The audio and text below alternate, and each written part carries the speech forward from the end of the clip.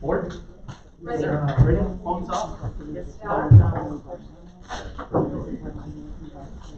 off, go ahead.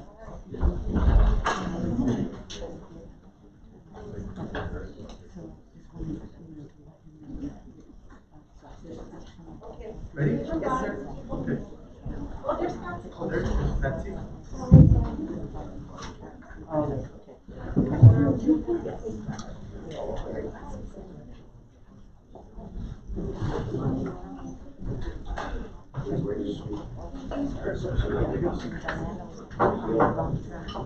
Okay. All right, welcome, guys.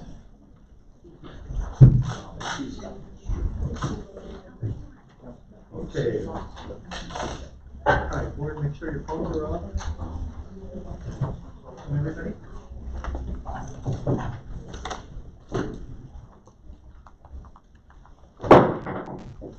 Good evening, everyone. Welcome you to the regular board meeting of the Board of Trustees of the San Antonio Independent School District. Today is December 14th, 2021. The time is 5:35 p.m. And Sonia, I knew I was going to do that. Stephanie, would you please call her? Oh, sorry. See, you're throwing me off. Everybody, do we have any veterans in the house? Would y'all come, please come up and meet us? Bunch of them, no. And meet us? If you'll step forward. Right by this table. Yes, sir. Welcome. Thank you for your service. Thank you. And if you'll lead us to first the Pledge of Allegiance of the United States flag and then of the Texas flag. Thank you, sir. Now, we've got a couple more coming. All right. Yes, sir. I'll be there for your service. It was my honor. It really was. All right. Gentlemen. I pledge allegiance to the flag of the United States of America and to the republic for which it stands, one nation, under God, indivisible, with liberty and justice for all. Now the Texas flag. Honor the Texas flag. I pledge allegiance to thee, Texas, one state, under God, one indivisible. Thank you, gentlemen. And thank you for your service.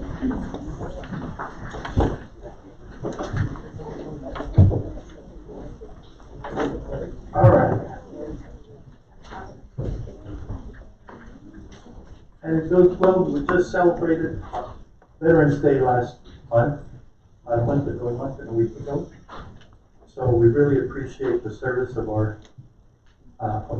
veterans or individuals in this community that have served us so well. And also, Mr. Chair, I would like to bring it to the attention, if we can give a minute the silence regarding of the shooting, we have the shooting that we had in school.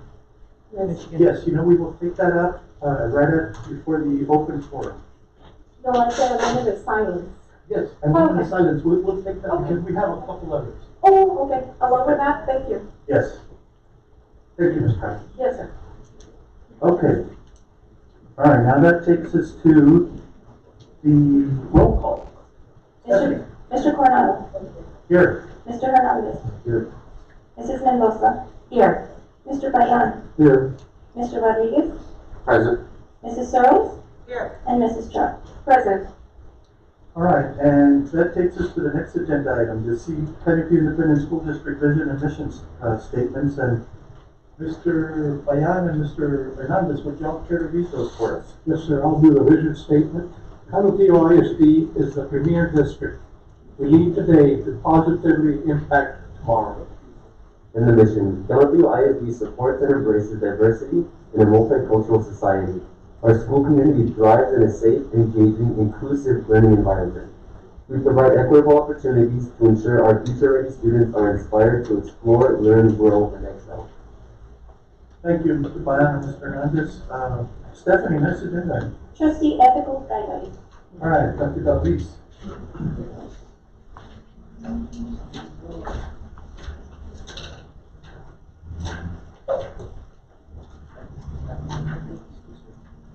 Ethical guideline 4.1. 4.1, integrity of character. I will refuse to surrender judgment to any individual or group at the expense of the district as a whole. Integrity of character.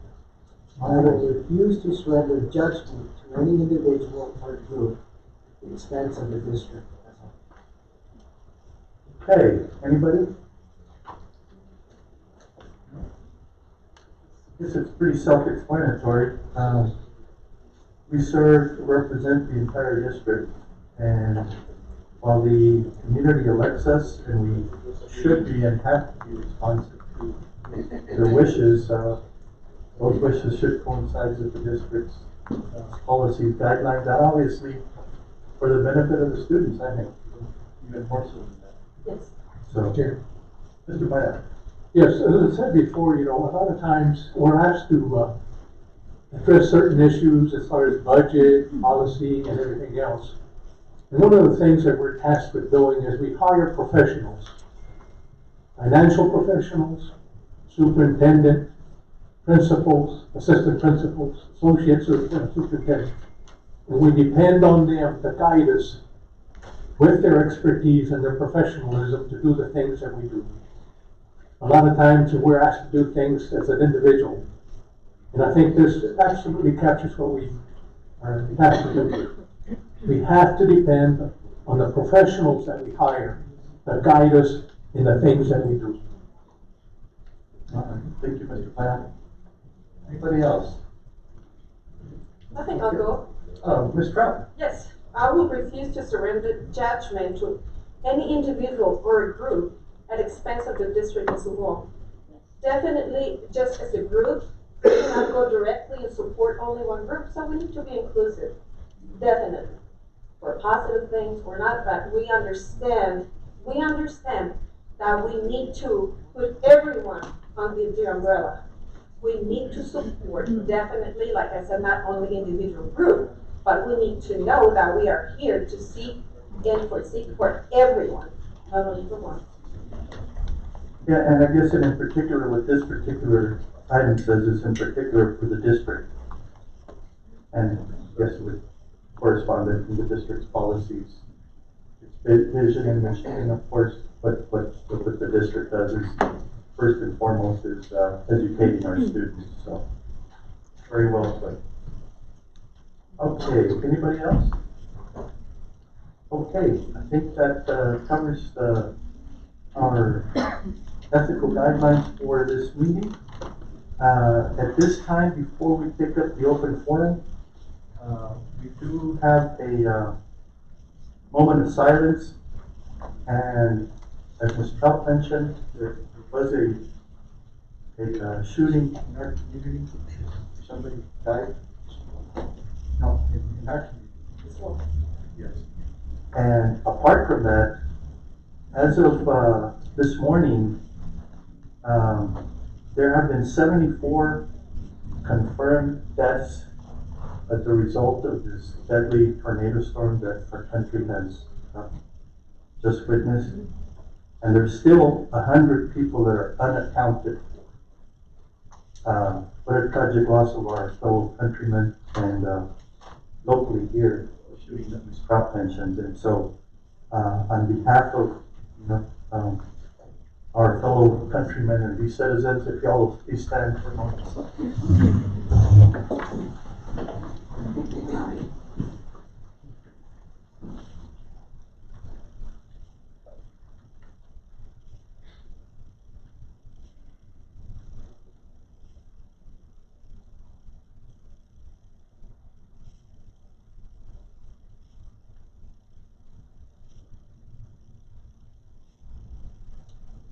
Thank you, board. Thank you, audience. Just wait, can everybody remain standing, please? And I'm gonna put this person on the spot. Ms. Searles, could you please say some words? I'd love to, Dr. Gallagher. Thank you. Yes, I'd be absolutely honored. And I may speak freely? Yes. Thank you. Dear Lord, we're all gathered here today and we thank you and praise you that you're in control. That, Lord, you are in control, and we thank you that your angels guard, surround, protect, and comfort those who have lost their loved ones, be it through the hurricane. Lord, strengthen those first responders who need to go. Bring food to those who are without. Lord, comfort the hearts of those who've lost their loved ones. And Lord, let your angels guard, surround, and protect the Canutillo School District. And Father God, we ask that your kingdom come, your will be done in the Canutillo School District. And we all agree in Jesus' name. Amen. Amen. And thank you, Lord, because guess what's coming? Christmas. And happy Hanukkah as well. Inclusive. You know, Shalom. Shalom, shalom. all right, there's another one that we will take up at the end of the meeting, but we're gonna do that in a little different way, and an icon of the Latin community, a singer died a few days ago. And we will do a little thing at the end of the meeting for him. Okay. All right, that takes us to open forum. Stephanie? Open forum. Any person wishing to address the board during the period reserved for public comments at a board meeting must sign up to be heard in accordance with District Policy BED Vocal. Each participant will be limited to 3 minutes to make comments to the board. The board is not permitted to discuss or act upon any issues that are not posted on the agenda for tonight's meeting. For further information on those policies, contact the superintendent's administrative assistant. Mr. President, you have 13 speakers today. Okay, and Stephanie, are all those individuals aware of our policy regarding speaking in open forum? Yes. Okay, with that, call the first individual. The first one is Annette Brigham. Okay, Ms. Brigham, welcome.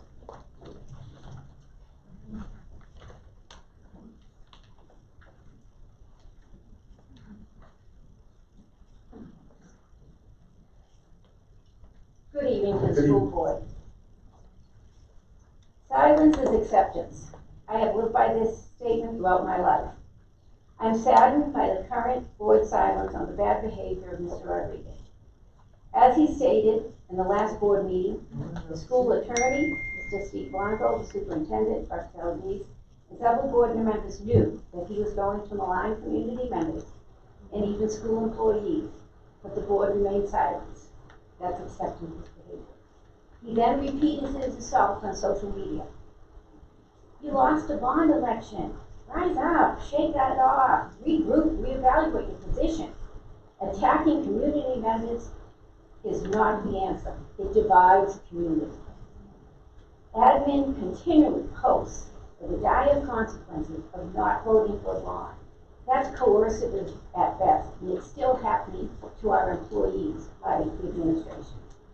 Mr. Rodriguez targeting community members who run for the board is infantile. Mr. Rodriguez's attacks on employees is flat out wrong. Another current board member was sanctioned by the Texas Education Agency for similar behavior. But again, the silence from the board and administration is evident. 65% of our community voted against the bond, not a handful of people. Perhaps the vote indicated displeasure with the board and their inability to listen to this community. Perhaps it was the board changing board operating procedures just before an election that board members could vote for the people that voted them in office and contributed to their campaign, thus adding to an already the district failing reputation about preferential treatment of campaign contributors, while other vendors are being left out from the community and from Texas. Perhaps a failed bond was your failure to listen to your hand-picked bond committee by ignoring their input. Perhaps it's a hostile work environment that was demonstrated through the pandemic at board Zoom meetings. Perhaps it is a targeting of school employees by board members that started this. The community did not remain silent, they voted. I encourage our community to use this opportunity to solicit this board with your priorities. Candyfield can do that. We must do that. Our community sends the most precious gift to us, their children. They invested in our community by purchasing homes that cost hundreds of thousands of dollars. They retired here. They stayed here. They've chosen to live here. We must listen to all. Working together equally, without a bias, is needed for our schools to reach. Our schools need repair. Reyes needs a large wing. Look at the options. $177 million was excessive at the heels of an epidemic and an economy and economic uncertainty among many of our community workers. If the timing wasn't good, the message wasn't good, but the board and admin is aimed at presenting still the same bond issue, again, probably in May, and they're not going to change. They have to reevaluate. You need to listen to the community. You can pass a bond. I truly think you can. You are not going to pass it by attacking. Be proactive, community. Follow the money. Follow who's getting contracts. Follow who contributes to board members' elections. Follow what is being done. Do not be silent. Be proactive. Know the facts. Continue to vote. We have an obligation to the children. Thank you so much, and thank you for your service. Thank you, Ms. Brigham.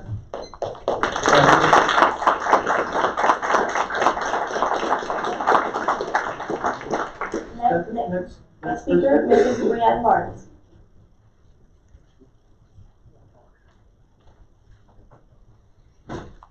All right, welcome, Ms. Barnes. Thank you. Good evening, Board of Trustees. How many months in a row are your community members, the people who voted you into office, going to have to come out and demand that you take action on pornographic material being removed from our school libraries? How many more people need to come and speak to you to let you know that this material is inappropriate and unethical in the hands of our students? Stop trying to push the narrative that this is a gender identity issue. It is porn. Stop trying to push the narrative that this is censorship and against students' First Amendment rights. It is porn, and it is illegal to put in the hands of minors. To quote the book, I cannot wait to have your cock in my mouth. I'm going to give you the blowjob of your life, and then I want you inside me. If this type of material is deemed appropriate to stay on the shelves, as the book review committee decided, then take the filters for inappropriate material off of their laptops. Remove the dress code that prohibits inappropriate attire. Remove pornography from the list of prohibited items in the student handbook. I'm sure you wouldn't be willing to do any of those things, which I hope. So why continue to fight against something that goes against all of those policies? Like I stated in the last open forum discussion, if the students were to wear it, watch it, bring it, or draw it, they would be reprimanded and probably suspended. Don't say that they wouldn't be, because students already have been for the same type of actions. This board should be held accountable for not listening to their community the first, the second, the third, and hopefully not the fourth time that this subject has been brought up. Why are you up there if you're not going to represent the community who put you in those chairs? This is disgraceful. This inappropriate material has now been shared by students on social media accounts. There is a group Snapchat of over 100 seniors where this image was shared. You deeming this as appropriate and not standing up for what your parents are asking you to do has led to students now being exposed to pornography. Images like these are the first steps to grooming and desensitizing kids to sexual ideologies, as Trustee Trout explained the seriousness of at the last meeting, which leads to things like sex trafficking. You want to hang up posters and include the phone number if suspected sex trafficking is going on, but then you want to continue to groom students in the same school building.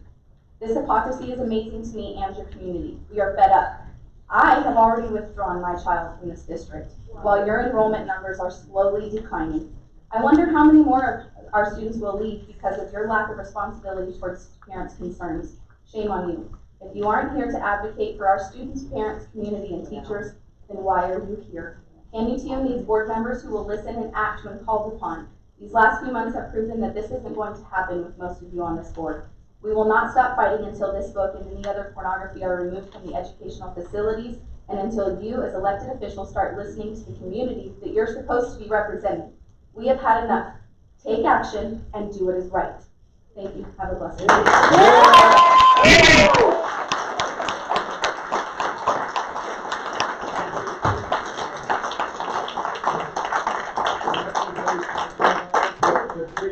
please have some decorum, and this is a public meeting, okay? So please do not yell at this public meeting, or you will be asked to leave. Thank you very much. We want to make sure that everybody in here has their say, but please, some decorum and some respect. Thank you. Next speaker, Mr. Ray Baca.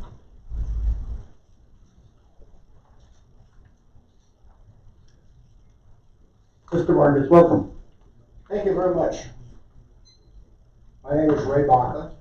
Thank you, members of the board, for allowing me the opportunity to express an opinion, perhaps a little differently than the previous speaker, but along the same line.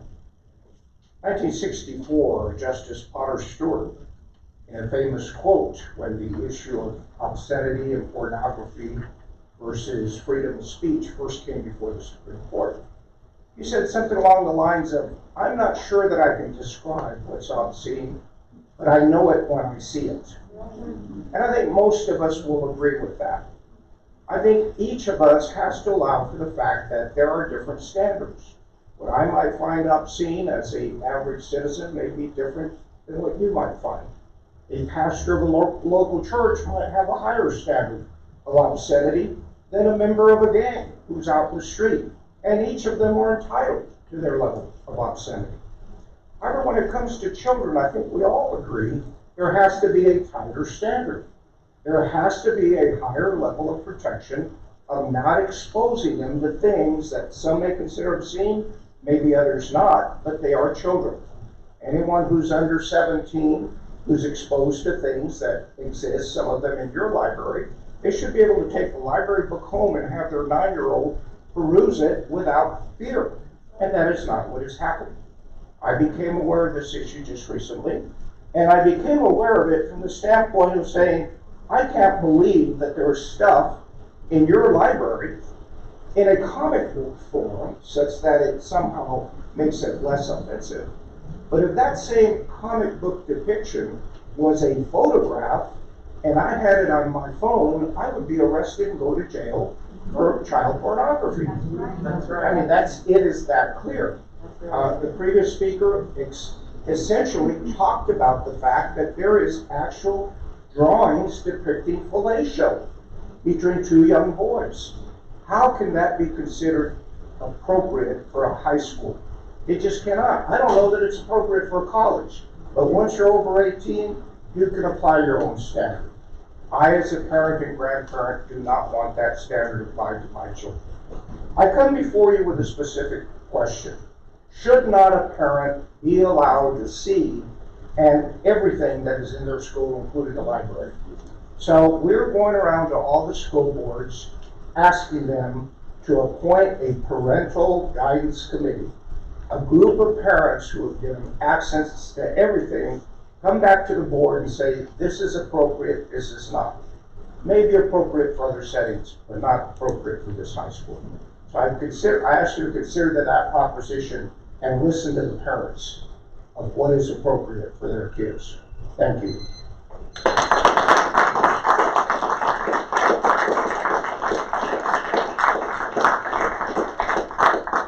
Thank you, Mr. Baca. Stephanie, next. Mr. Arthur Longoria. Mr. Longoria, welcome. Thank you. Thank you very much for the opportunity. As you know by now, I'm a veteran. I'm a 30-year veteran in the United States Army and a parent. So my service to the country, I took very seriously. I swore to the Constitution many, many times. And I want to thank you for your service to our children. That is what you are here for, and I appreciate it. I know a lot of other people probably appreciate it. But I offer a question and a comment. I won't take my full 3 minutes. My question is, can I find in a library in the school district a graphic depiction of sexual acts between a young female and adult male? I would hope not. If that were the case, then that would be pornography. But if we have the same graphic depictions of young males together, that seems like that would also be pornography. If the male and female is not and what is, then we have a problem with equal protection under the law and protecting the female students versus the male students, regardless of what their gender identity or how they identify sexually. So I would ask you to consider the equal protection clause under the law. Additionally, the governor has called for a review of all books that are potentially pornographic throughout school districts throughout the state. And he's well within his legal rights under 18 USC 2252 and 2252A. So please, I would ask you, and maybe a way of implementing this is Mr. Baca's suggestion, but I would ask that you put it on the agenda, you ask the appropriate questions, and then make that determination based upon your duty to serve the children and the desire of your community. Thank you. Thank you, Mr. Alvarez.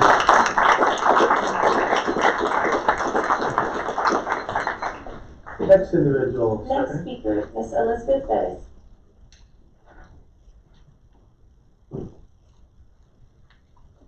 Hello, my name is Elizabeth Perez, and I have been working as a school teacher here for 32 years. So you formed a committee to decide to keep or dispose of the books. Why do you deceive this community with your pretentious committee that has no legal power? Why do you gloat that students come first while feeding their minds with filth and gutter? If students really came first, you wouldn't be deceiving the community. We know that the community, the committee, its rubrics, and its decision is only a front of deceit. You had already pre-decided and predetermined the outcome. That is why the books were placed with the librarians and not removed. Do you not see? Do you not know the heart of this community? Have your senses been so dulled that you cannot respond to the calls, emails, talks, texts, and the conversations that plead for you to stop? You say this is your community. You say that you love this community, but all you want for it is filth and gutter. What kind of people would think that this garbage is acceptable? What kind of people would approve such malice? Would you feed it to your grandchildren and serve it to your future generations? This is exactly what you are doing, poisoning the well under the pretense of educating the mass. Let me inform you, let me forewarn you, that if you don't obey the law, because it is law, Section 4324 of the Texas Penal Code, you will be prosecuted to the fullest extent of the law. There is no room for a circus committee. There is no room for a circus committee that does not supersede the law. The law is law. Your circus committee does not cancel the law. It only reveals the dark heart and your malintent. You have overstayed your welcome. It is time for you to pack your bags and leave our community, our homes, our children, our schools. This is not diversity. This is porn. Porn is against the law according to Section 4324 and will be prosecuted to the fullest extent of the law.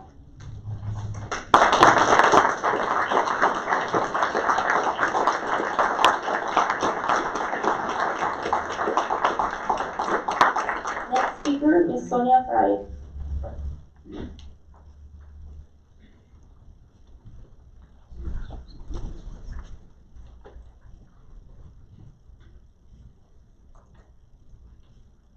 Welcome. Thank you. Good evening, ladies and gentlemen. I stand here today as a God-fearing daughter of Christ, along with many parents on the floor, to express our disapproval, my disappointment, and inquiring for you to remove the genderqueer book out of our children's high school. As a CISD parent, taxpayer, a 10-year plus volunteer whom serves students, teachers, parent liaisons, principals, and student support services, became aware and saw the pornographic material shoved and made available to my children, our students. I want to continue by saying who and asking who is behind this. What is the purpose, the evil behind? I feel to say, how dare you conspire and destroy our children's worlds, in which us parents are responsible for, not you all. I personally have witnessed students share such vulgar content. I've been available to serve and be involved in my kids' education. Why was I never invited to serve in such a committee? A biased, illegal committee formed in-house and never open to us. I do want to say as well, we were given so much bond literature, bombarding our communities and seeing flyers around this garbage with its proposal. Where is the transparency again? I was never invited. I never got a notice. I get syllabuses where students will be placed in ISS for vulgar language. But what about your vulgar content you are placing in our libraries? Who will reprimand you? Dr. Galaviz, Ms. Rocha, board members, and all whom choose not to hear. It is also my great sadness seeing such division you have caused. House that stands together remains standing. House divided will not stand. We ought to be united in bringing up well-educated and competitive students. We are here to support all of your academic goals and academic pathways to prepare students for the workforce. The rest, emotional, morality, family, religion, medical, and constitutional rights is our responsibility as parents, not yours. Dr. Galaviz, you once expressed your humble beginnings, sir, and I can relate, in which makes me wonder as a humble mom, like yours, how would your mom feel if you were ignored and silenced as we have been?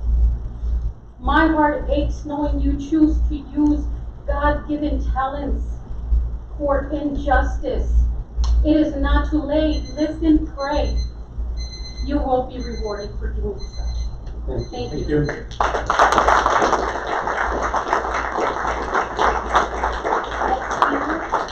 Ms. Lucy Hernandez.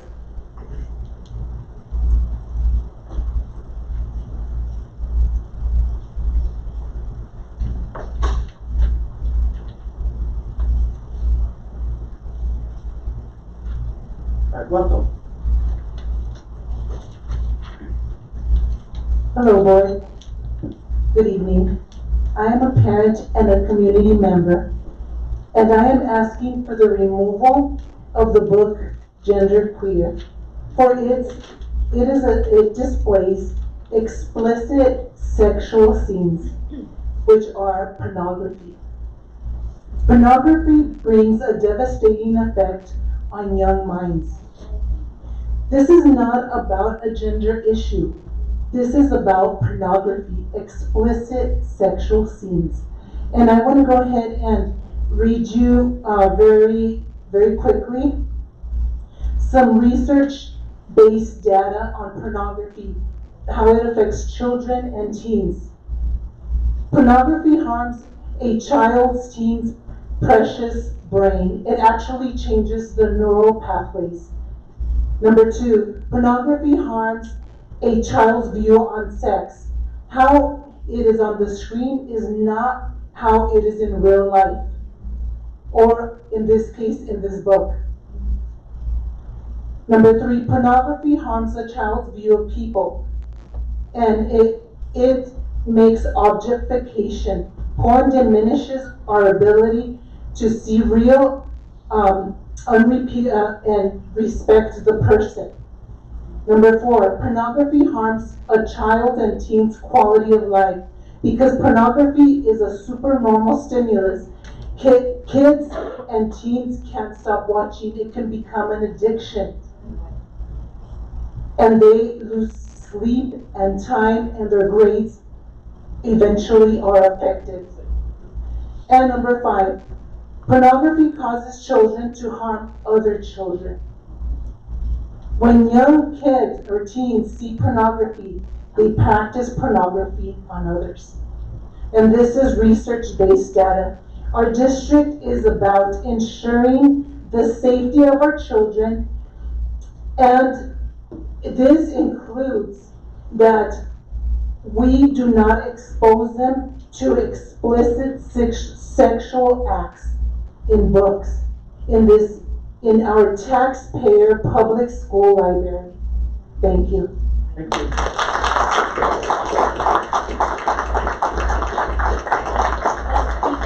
Mr. John Joyner. Mr. Joyner.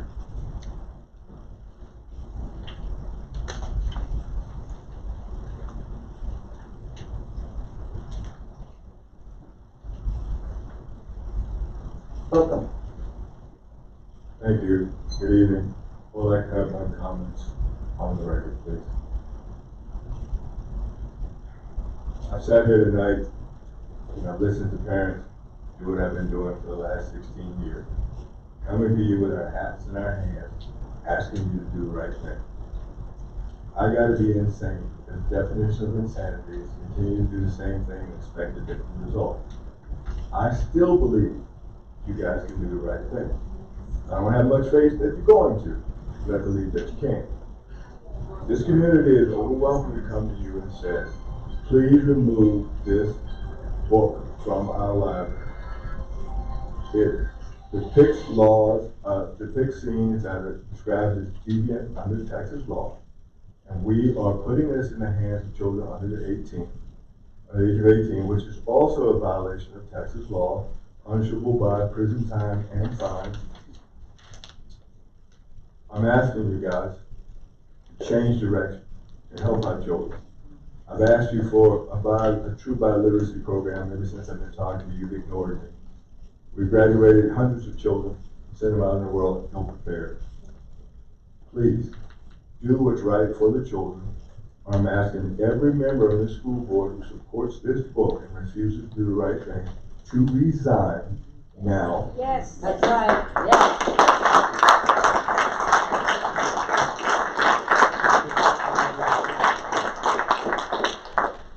And allow us to replace you with people who have the best interests of Payne's here Independent School District and our children at heart. Thank you very much.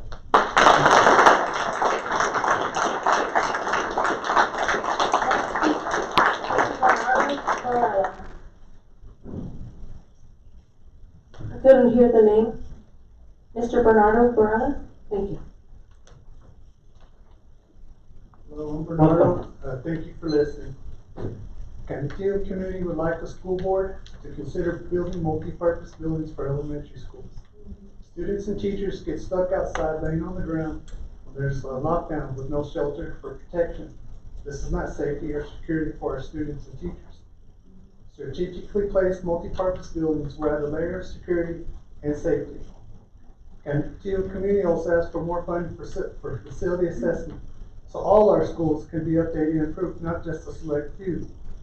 $230 million needed to improve our schools is outrageous. This is seen as crumbling infrastructure and poor management of our schools. Not only is the school board to blame for this huge big league problem, the community is also to blame for letting this problem go on for so long, not voting out school board members that do not want to listen and work with our community. For example, what should be a sound sense decision for the school board because of graphic illustrations, the school board is going to let a graphic illustration novel stay in CISD library. This only proves there's a disconnect between the community values and the school board values. Old school bonds are passed in our area except Cantillo. The community does not trust the school board. If the community wants change, vote and bring 2 friends to vote. This is your community, take it back. Cantu community also asked the school board for our teachers for our elementary schools. With year-round school, administration promised more free time for students and teachers. But instead, year-round school created more instruction time for students and more of a workload for teachers. With music class, PE, and recess combined with art class, these activities can help students from being overworked. Students just sitting around for long periods of time does not stimulate the brain. Just a 20-minute walk will prime the brain for learning. Thank you.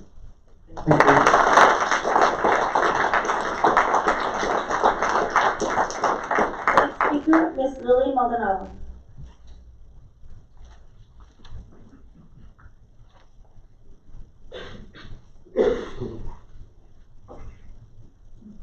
Welcome, Ms. Maldonado.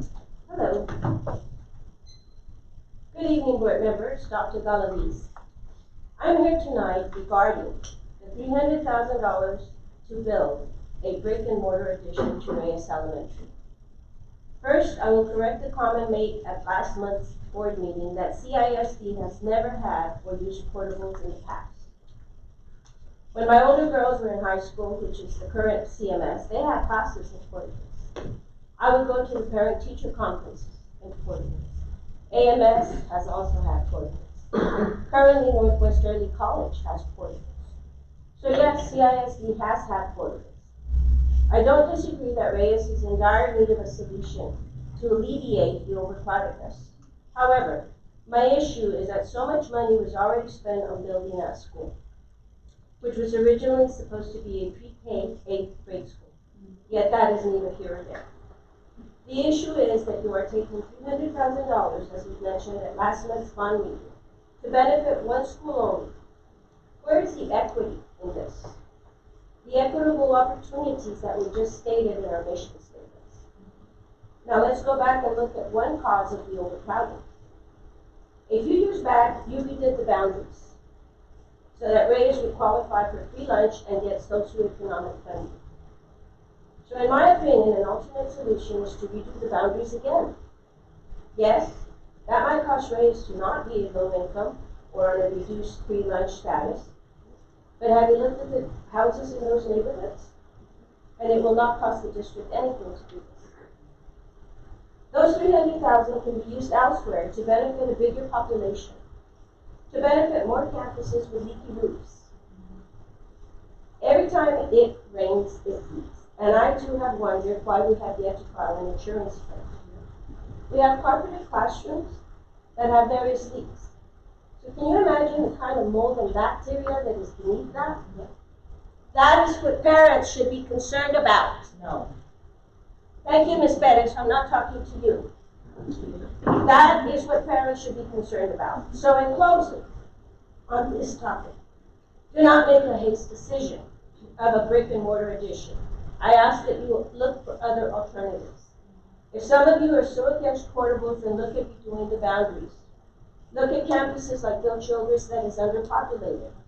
Look for other solutions before you jump into adding a brick and mortar addition to Reyes. In closing, I've sat here and listened to this topic and last month too about the book. So this is for the community regarding the book.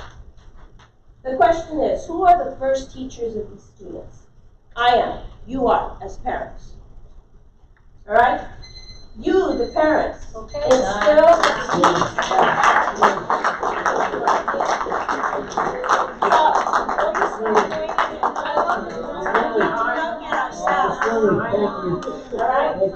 Thank you very much. Yes, thank you, Ms. Maldonado. Of course, of course. All right, We all have the freedom to speak, Mr. Speaker. next speaker. Don't shush me.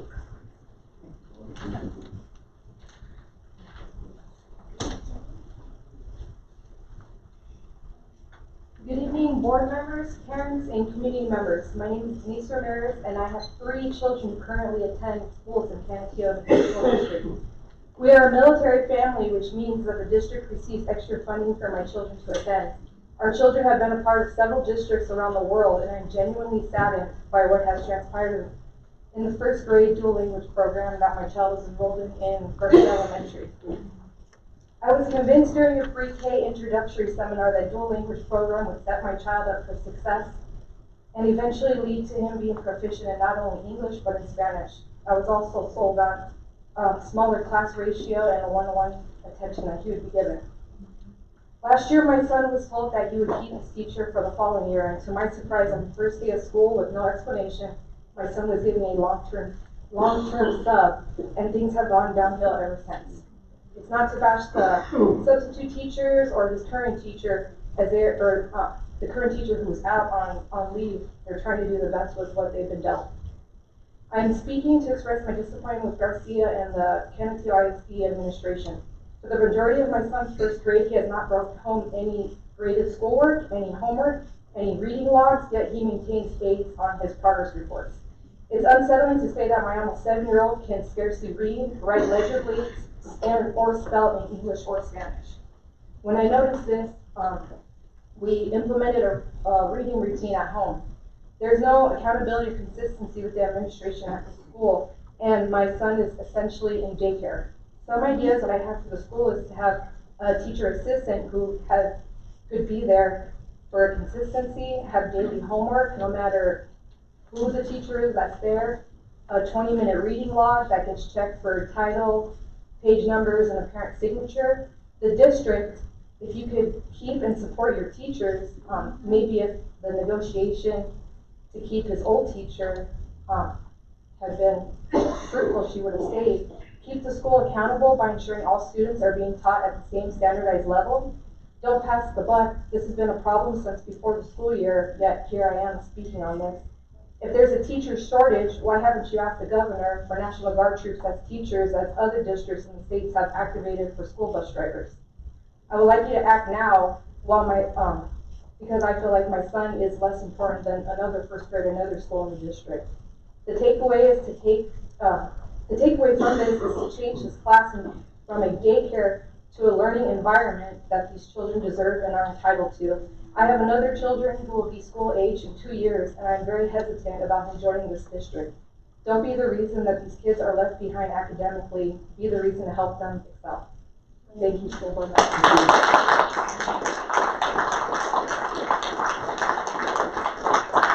Next speaker, Mr. Luis Duran.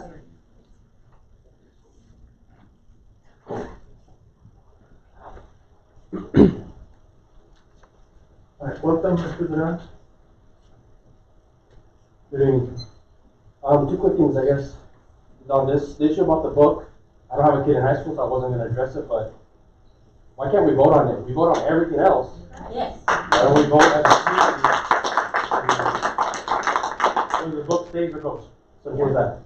Rather than a committee, I don't know how many people are on the committee or whatnot. Simple thing, put on a vote, let the committee decide, stay or go. All right. The reason I am here for is the same reason or the same issue that the lady just brought up right now. The first grade at Garcia, dual language. We showed up in August, one of the first meetings, addressing the issue about the kindergarten teacher that was our dual language teacher that was moved from Garcia for no reason. Then long-term sub, we gave everybody benefit of the doubt, hoping it would get better, and obviously it hasn't. Teacher showed up. She was gone for training for so long, for so many days, training that she needed because she wasn't a dual language first grade teacher. She was apparently a fourth grade teacher. So now our first graders missed out all of last year, kindergarten, due to COVID, through nobody's fault, I get it. They show up to first grade behind. They haven't caught up at all because they really haven't been instructed. And now the teacher that was there permanently is out on leave because she got sick.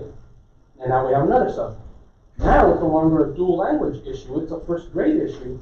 You have one permanent teacher and all of their subs, and they're all handling 4 classes.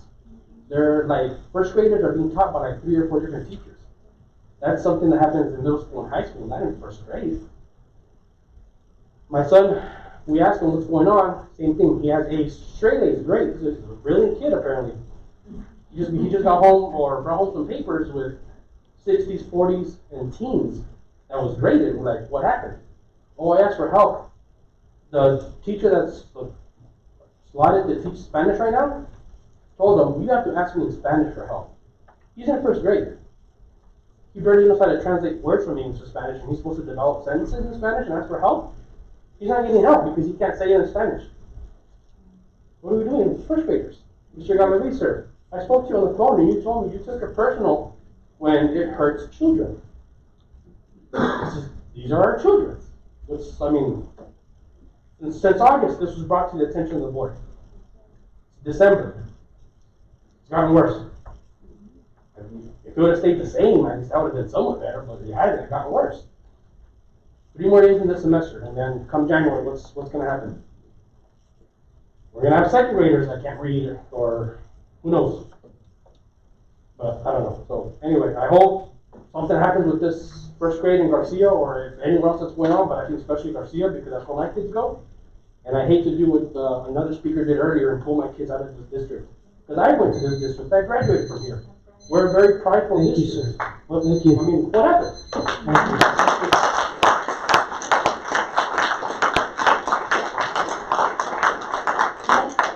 Plaza Torres. Welcome. Dr. Galaviz, members of the board. In the interest of time, I'm going to keep to the point. My child was one of the top students of her kindergarten class. I was always informed almost immediately by the teacher of any updates in the class and any coursework that would be covered in the class for the whole week. The teacher was always responsive to her students and the parents on all concerns we had, especially during the year of virtual learning last year.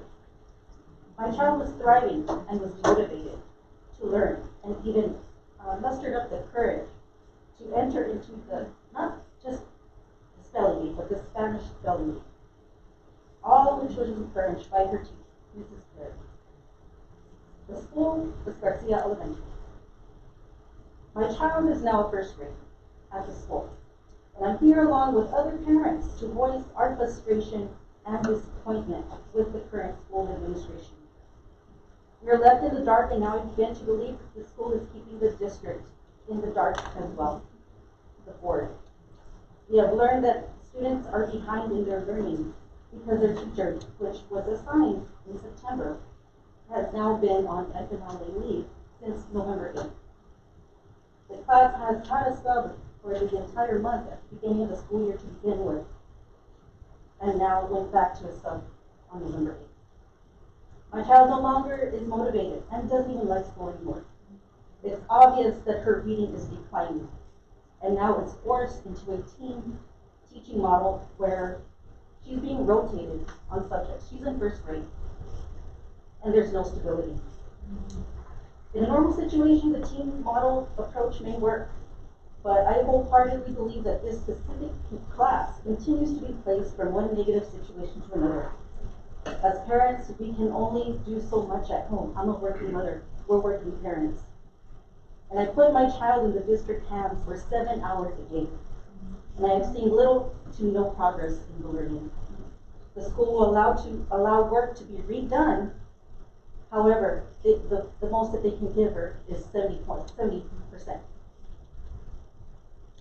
In closing, I'd just like to say that as parents, we are tired of the answers that we are given by the school and by the district, and we're here to seek action. Action that our kids will get a chance to learn and thrive as they did in the prior year, an action to ensure that the issues do not happen again with this class in follow-on years, as long as they attend Garcia Elementary. I know maybe some other parents didn't have the opportunity to sign up, but I ask that those parents that are here raise their hand. That's all I have. Thank you.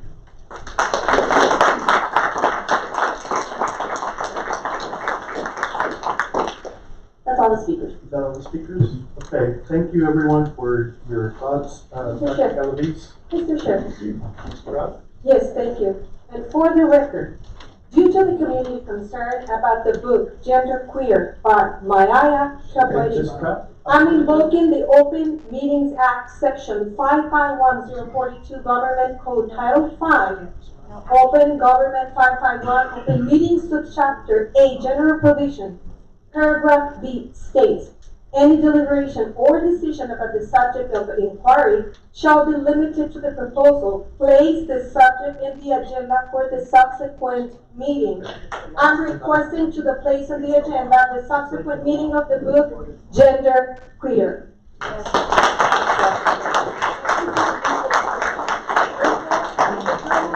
Above the law.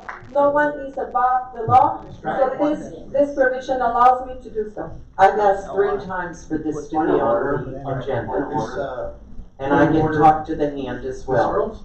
I hear you, but it's wrong. Okay, I understand what. I can't get 3 board members to put an agenda item on. I'm being stifled. I am not being heard.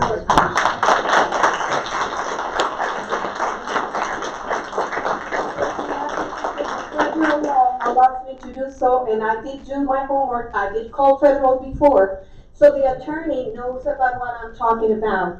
This is about the section 551.042, which allows me this provision to do it in the board meeting due to the lack of the participation for the rest of the board of trustees. Thank you. Board members, I think this is on. Board members, let's continue. It's open, it's the end of the open forum. You can't take any action because that item was not posted on tonight's agenda. I'm advising that the board continue. I think the comments are okay, they're fine, but we need to continue with the agenda as posted for the public. So, Board President, if we can continue? All right, thank you, council, appreciate that. So we can see the sequence of the rest of the board.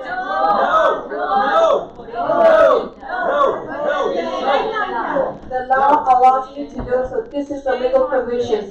Yes, no, yes. Put it in the agenda. Put it in the agenda. For kids, put it on the agenda. But we can't get an agenda item. Yes. Without 3 board Ms. members. Earls? Three Ms. board Earls? members. With Ms. 3. Earls? You cannot With respond to the public. I apologize, but you're now breaking the law, and that's, council.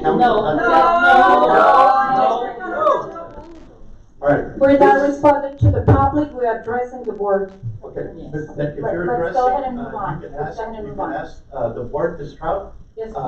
This committee has, made its decision. There is a policy in place. It's illegal. And It's the policy. illegal. Would y'all please, The committee doesn't please say on the just, rest of the solution, be sir. quiet so I can respond to Ms. Trout.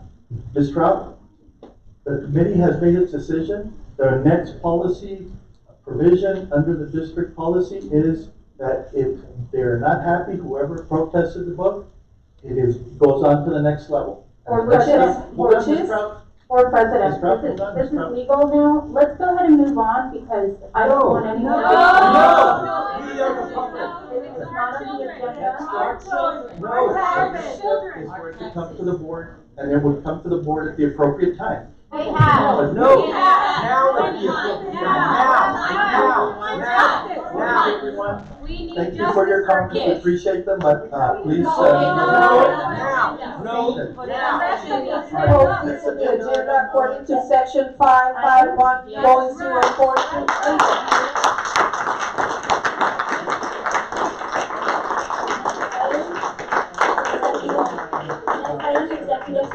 The time is 6:31. To consult with attorney under 551.071, 551.072, and 551.074 of the Texas Government Code.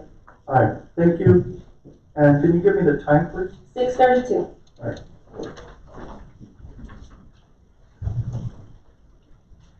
Yeah. All right.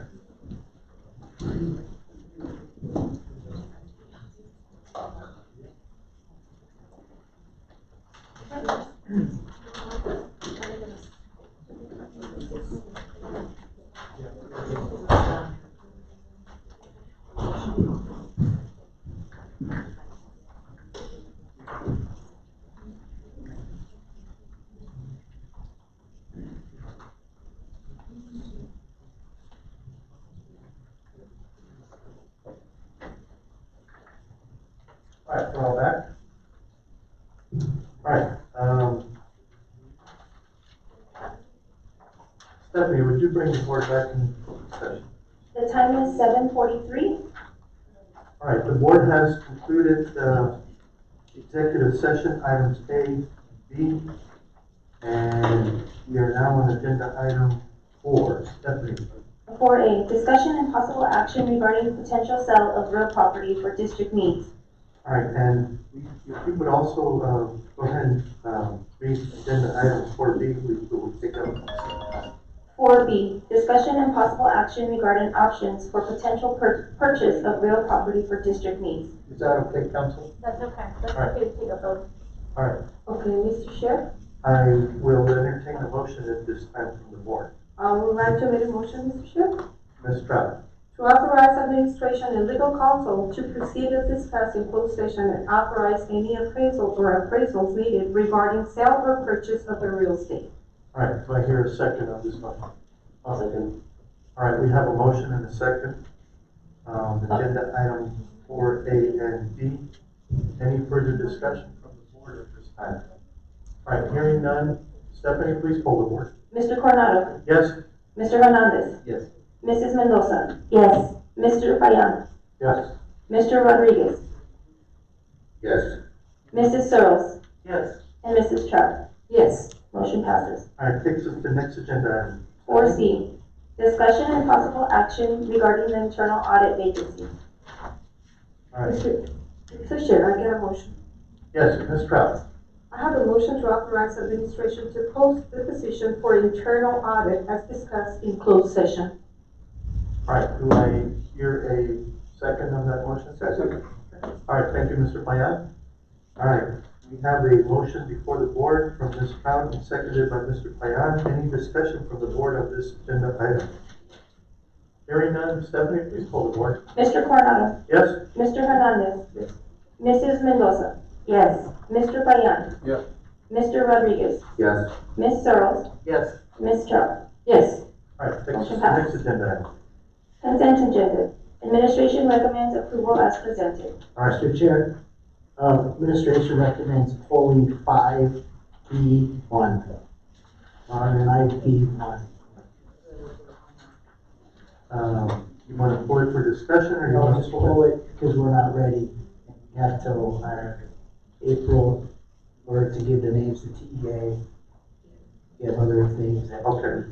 done. Thank you. All right, with the board's consent, we are pulling agenda item 5B1. Apart from that, I'll entertain a motion from the board to approve the consent agenda. I move to approve. I'll second. All right, we have a motion and a second to approve the consent agenda, except for item B1. And Stephanie, please poll the board. Mr. Coronado. Yes? Mr. Hernandez. Yes. Mrs. Mendoza. Yes. Mr. Payan. Yes.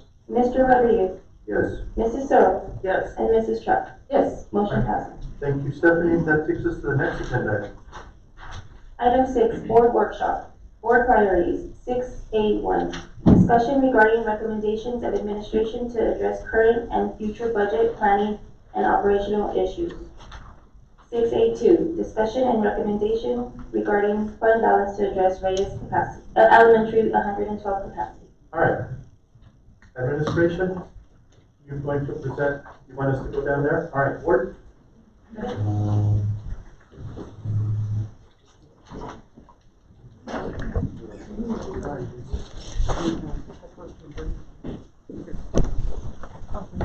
Yeah, because you guys have a big part of it. You ready?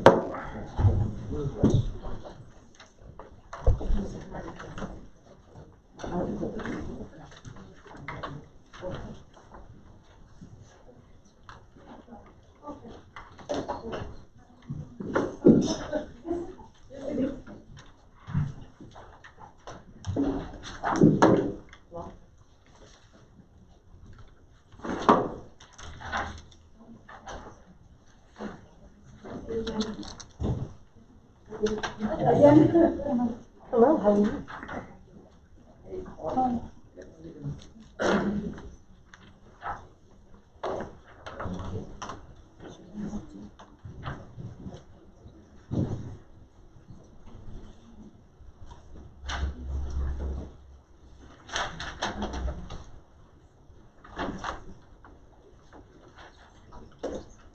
All right, board, are we ready? I think Dr. Galavis is in the men's room. Oh, okay. I didn't see.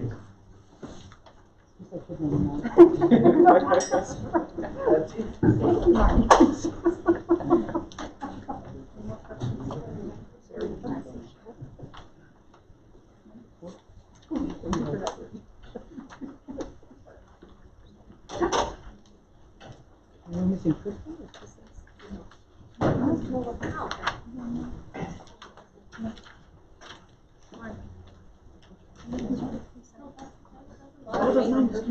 Is yours?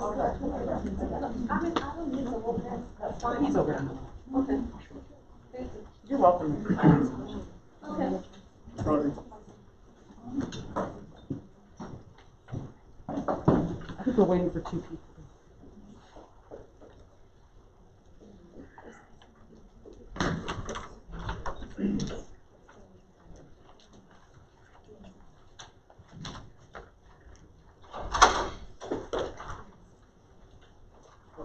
Ready?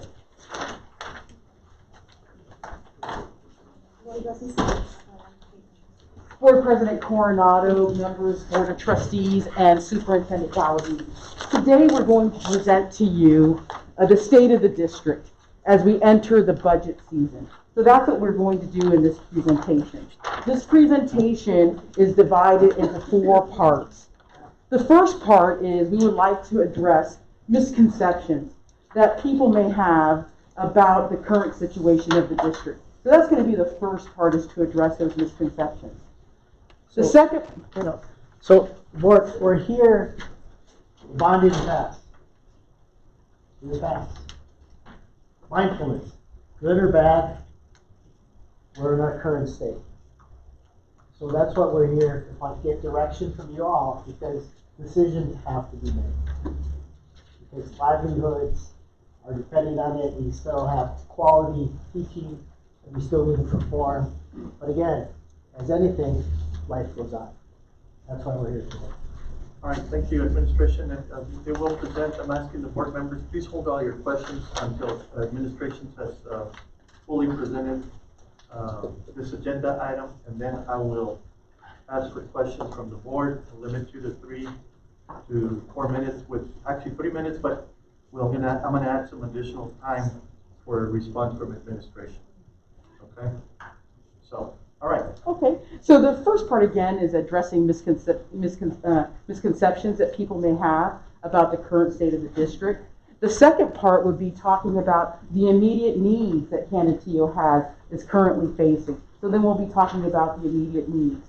The third part will encompass what are some additional budget priorities that we may have, which deal with compensation, which deal with COVID-related expenses. So we're going to talk about those additional budget priorities. And the last part, we want to engage the school board into this information to make some decisions, to give us some direction on what our next step should be.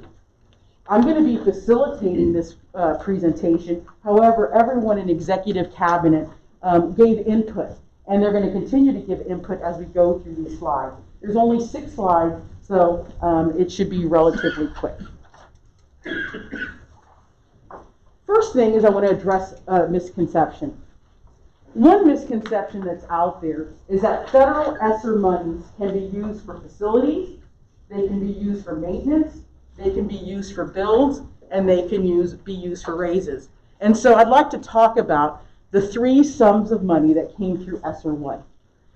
The first one was $1.3 million that we got with ESSER monies. And I'd like to turn it over to Ms. Pike-Carsey to explain exactly how that $1.3 million was spent or what happened to it.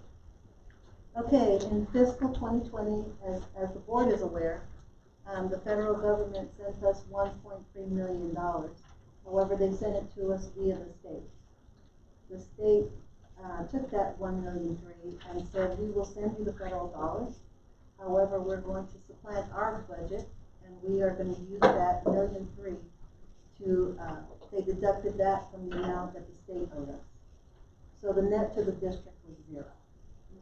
There was no additional funding received. We only came in at our actual budgeted, our normal budgeted expenses and revenues. Thank you, Ms. Pike-Carsey. So in a nutshell, it was a big goose egg.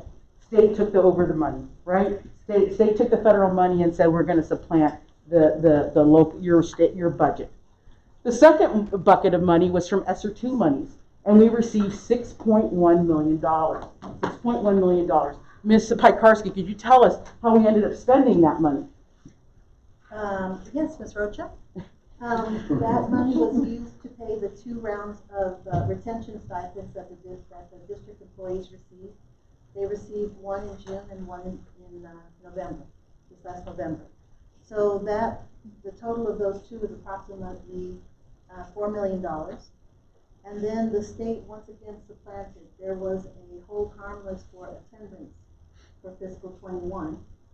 And instead of the state sending us that roughly $750,000, they made us use the federal funds to cover that full harmless of $750,000. So once again, the state supplanted their budget. And so between the two and the retention and the hold harmless, and then of course there's always indirect costs, we have approximately $200,000 left in the ESSER 2. From ESSER 2? Yes, sir. And then we have the last pot of money, which is $12.5 million, which we received for ESSER 3.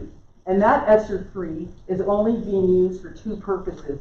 The first purpose is it can only be used to address learning loss. That's the only thing that it can be used for, one of the only things, and the other one is to mitigate COVID spread. So if you recall, we presented an ESSER plan to you at a public meeting in August, talking about how we're going to use that money by hiring instructional coaches, by hiring science lab aides, all those positions that we talked about, social workers, we hired 3 more social workers. All that, and that was included in that plan that we gave you, that was at that public meeting that we held in August. Marnie, can I just add that? Absolutely. In the case of ESSER 3, the federal government told the state that they could not supplant. And so that's why we received the full amount. Thank you, Ms. Piekarski. Another one is the district has an excess and fund balance that we can use for raise or build, that we have an excess. So what's one of the first things that Ms. Piekarski, I'm spending a lot of time with Ms. Piekarski today. What is one of the priorities of this district and of this school board, ma'am? It's always been priority number 1 for the last several years has been the balanced budget. Dr. G has been here for 8 years. I've been here 7 years, and has been our number 1 goal. That and to improve our bond rating, which aids in the cost of money. And so we knew that Kankakee was going to be growing and that at some point there was going to be a necessity for a bond issue. And so we've been working to build a fund balance and to improve our credit rating so that the district would be properly positioned when that date comes. So let's, in a sense, visit, since it's Christmas time, let's go back to the Ghost of Christmas Past in Canateo. In 2014, Canateo had a fund balance of $7.9 million. So our fund balance was $7.9 million, which would keep us functioning if for some reason there was no revenue brought in, would keep us functioning for 54 days. And our finance rating was AA negative with a negative outlook. Ms. Piekarski, once again, can you tell us what it means to have a negative outlook? Well, what they want, they saw us spending our fund balance. And what the state looks at that as circling the drain, because you're getting ready to go down the drain because that's not something that you can sustain, is living off your fund balance. So that's why they wanted us to not only balance the budget, but then they wanted us to actually live within that budget that was balanced and show them the results that we could actually build the fund balance from there. So thank you. So now fast forward from 2014 of a fund balance of $7.9 million, you fast forward to 2021, and now we're sitting the district at a fund balance of $18.5 million, which generates to 95 days. That if there were no additional revenues, we could keep the buses running, we could keep everyone paid for 95 days. And our fund balance rating is now an AA3, which now means a stable outlook. What does that mean, Ms. Piekarski, to have a stable outlook? That means that when we do go out to market and we're looking to borrow funds or to sell bonds, we'll get a better price. Why, Ms. Picarsi, do people not use, or districts not use fund balanced for raises? Because that is an every year, that's a recurring expense. So fund balance is not, it's like your savings account. You wouldn't pay a recurring, like your car payment, out of a savings account. You need to have current income to pay your current expenses. It's just not a good practice. And if I may say, one of the consequences for the rest of the departments, and I speak for facilities, because God knows that we're under budgeted, but it's that, this effort, took a lot of money out of all the other departments. I've said in the past that, when we did the facilities master plan several years ago, we already had a deficit in facility infrastructure for deferred maintenance. And so the board didn't take any action. Now we're several years behind schedule on that effort. And so as much as my department, they're truly heroes when it comes to, making do with what they have. There's only so much we can do. So that's been a problem for us. Thank you so much, Bruna, for adding that. Another misconception is that the district did nothing with the last facilities master plan. Last facilities master plan was in 2016. Yes, the board took no action at that time. However, that doesn't mean that that plan went down the drain. We did many things with it. Facilities used it to prioritize budgets and projects that need to happen in the district. We also allotted additional monies to facilities so they could take care of some of the projects that we could manage to do with our funds that we currently had. However, it was not enough to address all the deficiencies that we had as a district. And we also redrew the boundaries. We redrew the boundaries. If there was we used to have kids who were on the west of Trans Mountain attending Reyes. That didn't happen anymore. Those students now go to Canutillo Elementary School. So we did that, and we paid deeper attention to enrollment. I'm going to go a little faster. The district, we've heard this a lot, the district can use its insurance and warranties to make repairs. I'm not an insurance person, but can you explain that to us, Bruno? Yeah, so the warranties and the insurances that the district holds for several of the building components, they're limited warranties. It's not a blanket cover above everything. Earlier this year, as we were anticipating a heavier than usual rainy season, I had the opportunity to reach out to our insurance company. And we had adjusters. We came out. They saw every square inch of every roof in the district, and they came back with a list of deficiencies that are not covered by warranty.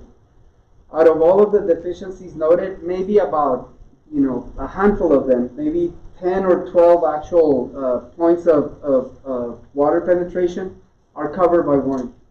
And so I fought him on that.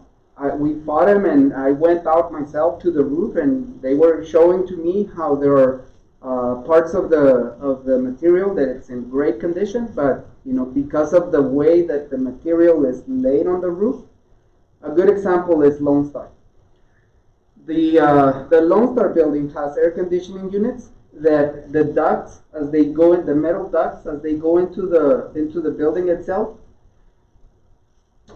whoever did that roof, for whatever reason, God bless him, but they raised the membrane right against the metal of the duct. And so I've never seen that in all my years of professional practice. So anyways, we fought him on all the recommendations. They came out again. We had several other meetings, and they confirmed their findings. Now, the path forward for us to move on this issue is to start doing the work as we've done with many other systems because of lack of funding. We're going to have to do this in-house. Thankfully, we now have a new facilities manager. He has the ability and the experience, along with a group of consultants that are going to provide training to our staff. We're going to be doing that in-house. But that's just for patches. Again, because ultimately the original recommendation for this issue was to redo the roof, because we know that our warranties only cover so much. Now that we're going to be doing the work in-house, we're going to be saving some money, because I have a quote for doing patches at Lone Star for close to $92,000. And so I can't, with a good conscience, come to the board and say, hey, I need $92,000 for patches, knowing that in reality, 150, 175,000 can get us a new roof. So Okay. that's a little bit of what I can say about that. So it doesn't cover the normal wear and tear. So we have some wear and tear that needs. Another misconception that Canutillo ISD has the highest regional tax rate. Ms. Liza, can you talk a little bit about this and put this and let people know what the tax rate is here? Sure, Marnie. Canutillo is on par with the other districts in the region. A big misconception in the community is that Canutillo ISD has the highest tax rate. We're currently at $1.34. And just an example, I'll give you some of our neighboring districts. El Paso ISD is at 135. Isleta is at 142. Clint is at 133. And Socorro is at 127. So Canutillo is not the highest, as many people out there are saying. Okay, and can you explain to us about the tax rate, the M&O, and these other alphabet soup? Well, I just wanted to add that the M&L rate is now set by the state. They do a calculation, and basically it's based on the property value growth in the state of Texas.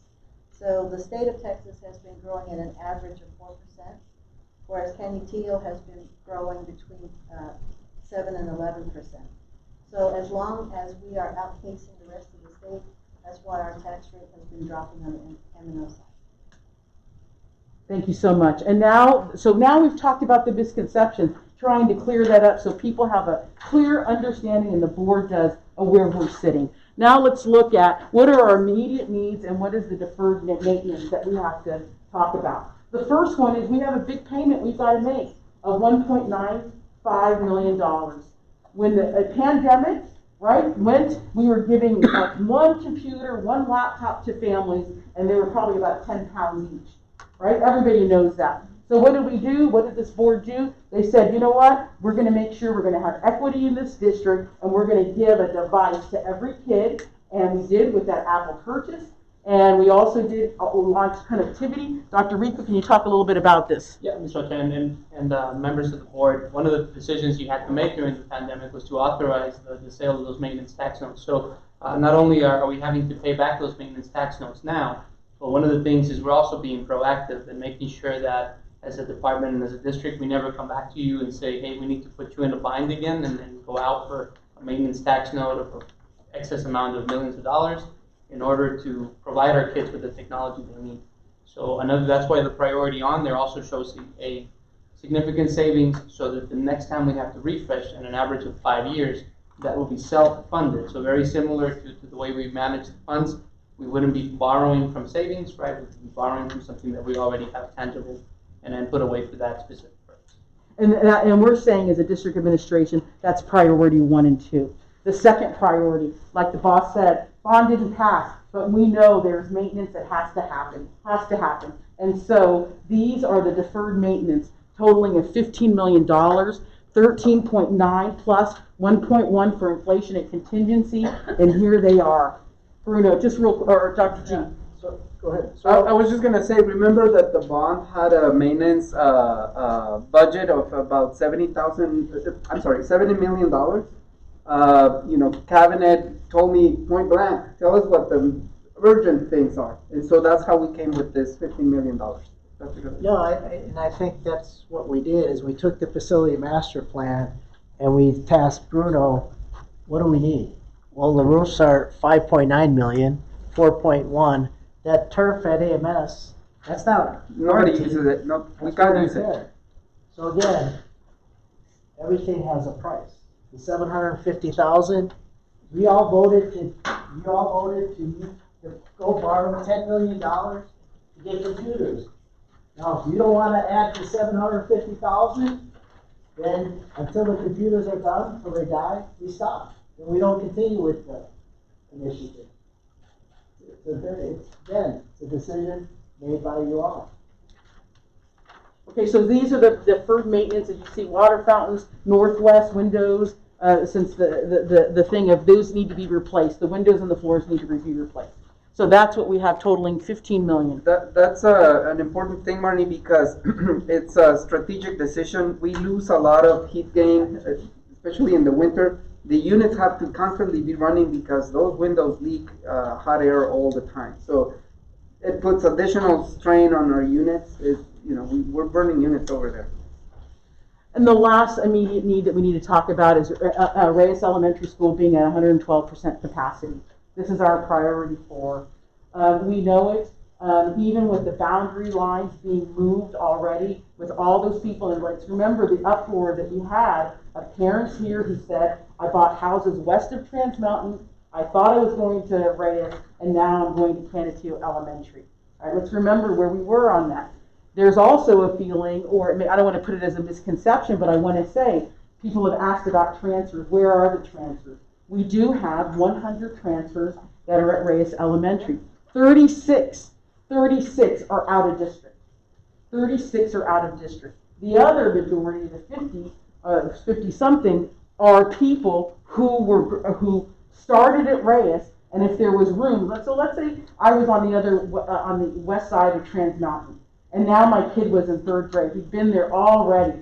If there was room in that 4th grade classroom for the following year, then that transfer was allowed. Okay, so those are intra-transfers.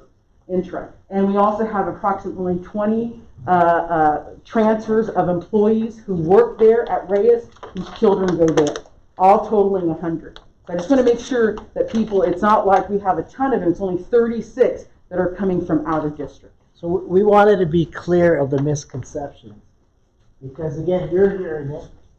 I was just accused tonight of threatening the staff. No, I'm telling the reality of what's going on. I'm not lying. I'm not going to hide that we have to pay $1.95 million, 1.2 that's out of maintenance operation, right? That's daily lights, salaries, that's everything. I'm not going to lie that we have deferred maintenance costs. That's what was said. I'm not going to lie that we have Reyes at elementary. We have kids learning in locker rooms and closets. And in the next few days, we're going to be getting quotes for materials to convert a teacher workroom also. So when people go and spout these misconceptions that we can do ESSER in a certain way, we can't. It's very defined by the government. So this is the direction that we need from you all to say, what can we do? We have suggestions.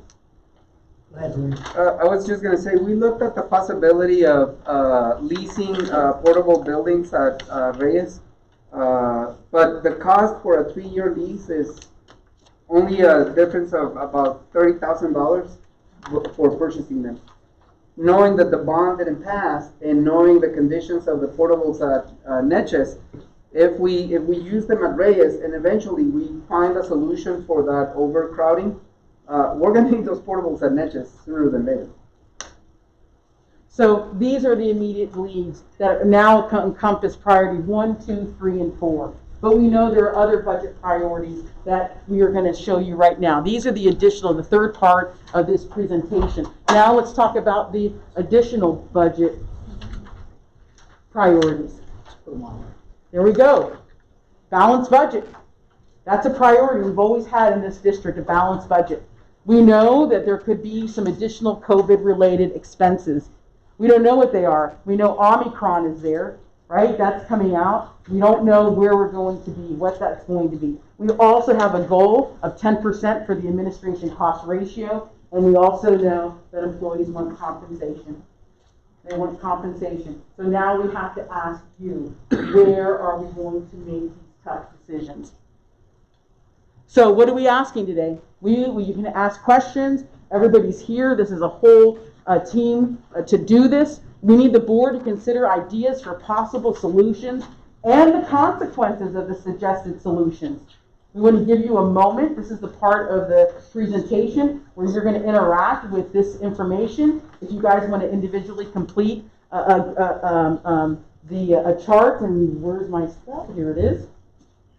Pass these out. You have the enrollment.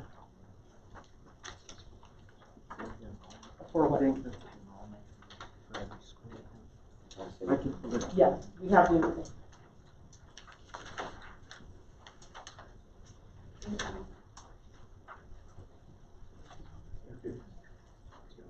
And that's where we are. We have some questions. Yes, absolutely. Rudy, you're the expert on bond rating. Yes, sir. What'd you say our bond rating is now? Our rating right now is AA3 by Moody's. What's the highest? AAA. So we're close to AAA. We're about 3 notches down from AAA. Yes, sir. What's the difference of what we were in 2014 and now as far as borrowing money? Because our credit rating has gone up by 1 notch, I would estimate that to be about 10 to 15 basis points. So 0.10 to 0.15 on your total interest rate. Far preferable than what we were before. It's very preferable. You're in the high category of all school districts that are rated by Moody's. So you're in a favorable category overall. Compared to other districts, what do we compare? You're right on par with where other districts are in the area. So again, these are ideas. Ideas. Sometimes the ideas get, and the next thing you know, they become truths. Just like thoughts. They become universal truths when people go and say stuff. These are our ideas. My thing, also what you learned in that we've come across, we, for a certain reason, you said I can say this, right? We have to be out of this building by May 2023. By May 2023, we have to be out of this building. So that's another added to. Can you please explain why before there's misinformation spread? Well, what council before? Well, it's just, I mean, it's. Council? Go ahead. Yeah, no, don't we can't expand discuss. on that. Remember, it's Yeah, but. closed session discussion. No, it's not. And it's only a I'm talking possibility. about the overall plan. That's an official plan from that department. It's available to anybody in the public. You could Google it. I mean, I would rather not. You'd rather not? I won't, I'll leave it at that, but let me check something on my phone. Go ahead. So anyways, we have to be out of here by May 22nd. Central office. So we have to go somewhere. We have to go somewhere. My idea, you can admit, my idea, not administration, not yours, my idea. Combine AMS and CMS. AMS is at 54% capacity. CMS is about 66% capacity. I don't have percentages, I have numbers. I have percentages. That's right. Oh, there you go.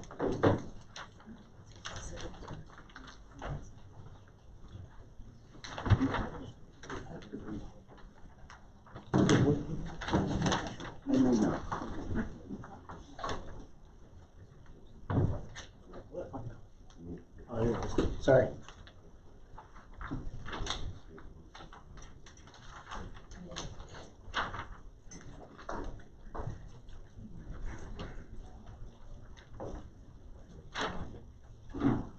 So you combine the two middle schools, we take over AMS. Idea. You're gonna have a big middle school, about 1,400 kids. Talk to Coach Brooks about it. Right, you're gonna have to probably put some portables because that has the most land as far as our middle school. Where is it?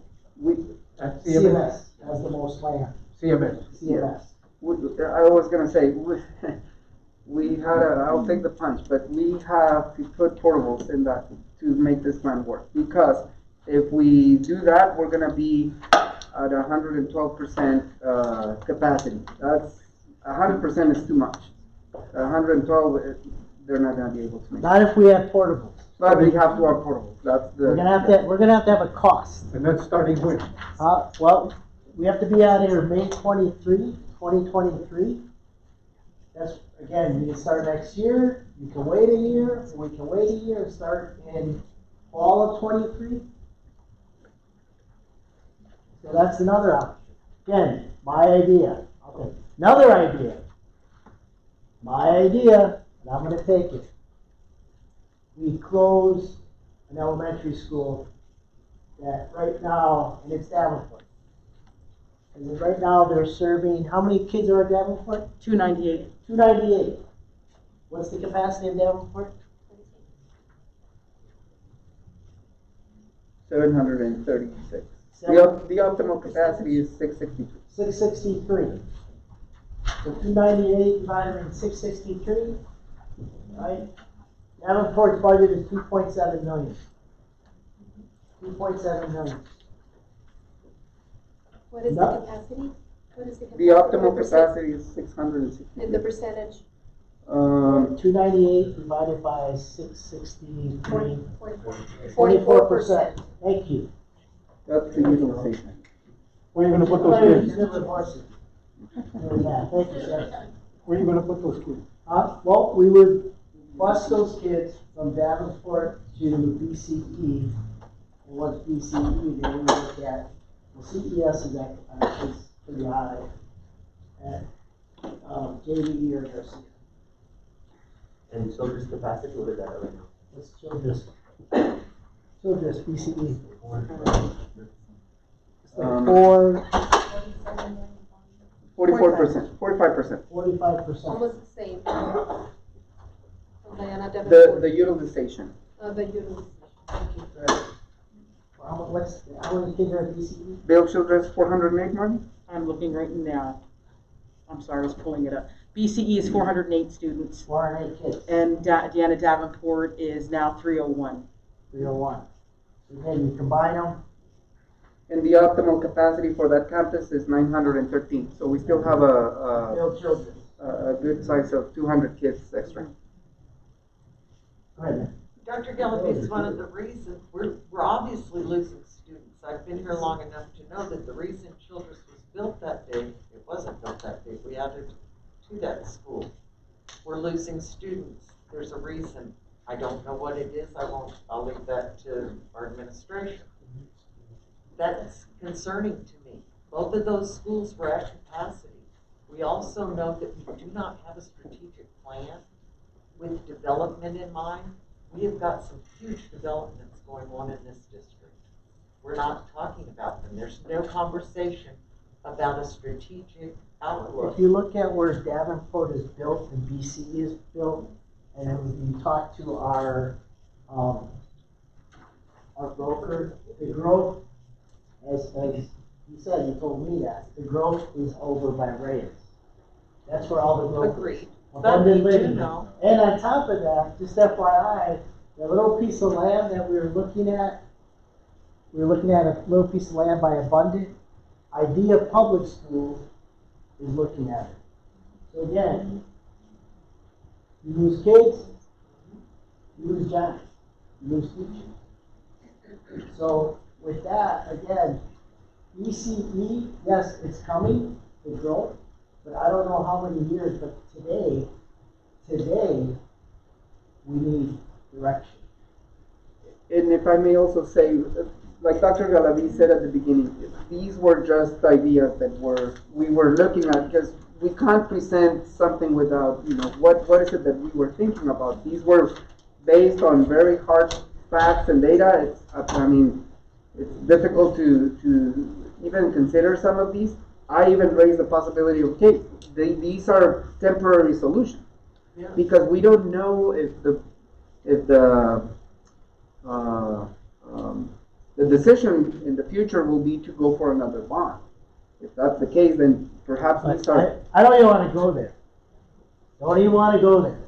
Sorry, I don't mean to put my hand in your face. No. Talk to your hand. You're saying sorry about that. That's very right. black belt taekwondo. But all I know is today, I'm not even thinking about what happened November 2nd. All I know is today, we need decisions. Maybe a possible workshop. Because when you talk about closing a school, you're talking about someone's livelihood. You're talking about someone's salary. Another idea, my idea, and I fought this idea with MC, is no raises. Raises are 1.2 million. That's every time during the pandemic we gave raises. Dr. Galavis, you were talking about to put the students from Diana Davenport to build Childress, and what to do with the campus, what to do with the building. Well, if we close the building, we're not gonna have to do the roof. I don't know, how much, in cost did deferred maintenance Davenport have to do? Davenport had almost $4.5 million in deferred maintenance. Another option They is, weren't getting that out of the bond. yes, they were, out of the bond, they were getting 4.5. So another option is, we go to Davenport. We go to Davenport. Exactly. That's another option. Is it ideal, is it central? No, but that's, we'll get to that. In regards But I don't to- know how long it's different, I'm sorry. No, just looking at future growth, I mean, we do know, we have to look at today one, and then depending on the future growth, that would probably open up once there's capacity, if there were capacity in that. So not get rid of that building, correct? Yeah. Exactly, But to keep it. because there is possible developments around Fort Exactly. Childress, which could help build the capacity and then change the boundary line. But that's future. But for now, the cost savings, I guess for me, it's being able to throw numbers in regards to what's the cost savings for campus. I know previously when we opened up, I don't know if some of y'all remember, but when we opened up Garcia Elementary, we could have actually waited a year or two for that opening, but we opened it up in mid-year and housed them at Jose Damian, which the cost was like $750,000 for opening up a new school. We could have actually saved that. I think that helped compound the problem. And then in the future opening up, which was raised, originally was supposed to be an elementary school, but under the bond that Damon Murphy pushed was turned into a pre-K-8. The board switched back to it after information that Damon Murphy with the demographer and that staff, the staff that was there, were actually trying to manipulate the numbers to make sure they had a pre-K-8. And there was emails in the district showing that. So, but the misconception, I think it's important for community to know about that misconception of it going from originally an elementary school to a pre-K to back to an elementary school. But I get it. Go ahead, Mr. Earls, you see what you want to talk. So moving forward, I'm reading our audit, our annual audit. I read that the past couple of weeks. It's great reading. And Ms. Pekarsky, we had an increase in property tax just over the past year, $629,000. That's not in value. That's in property tax collection. The value was 226 million, almost 200 billion, correct? Yes.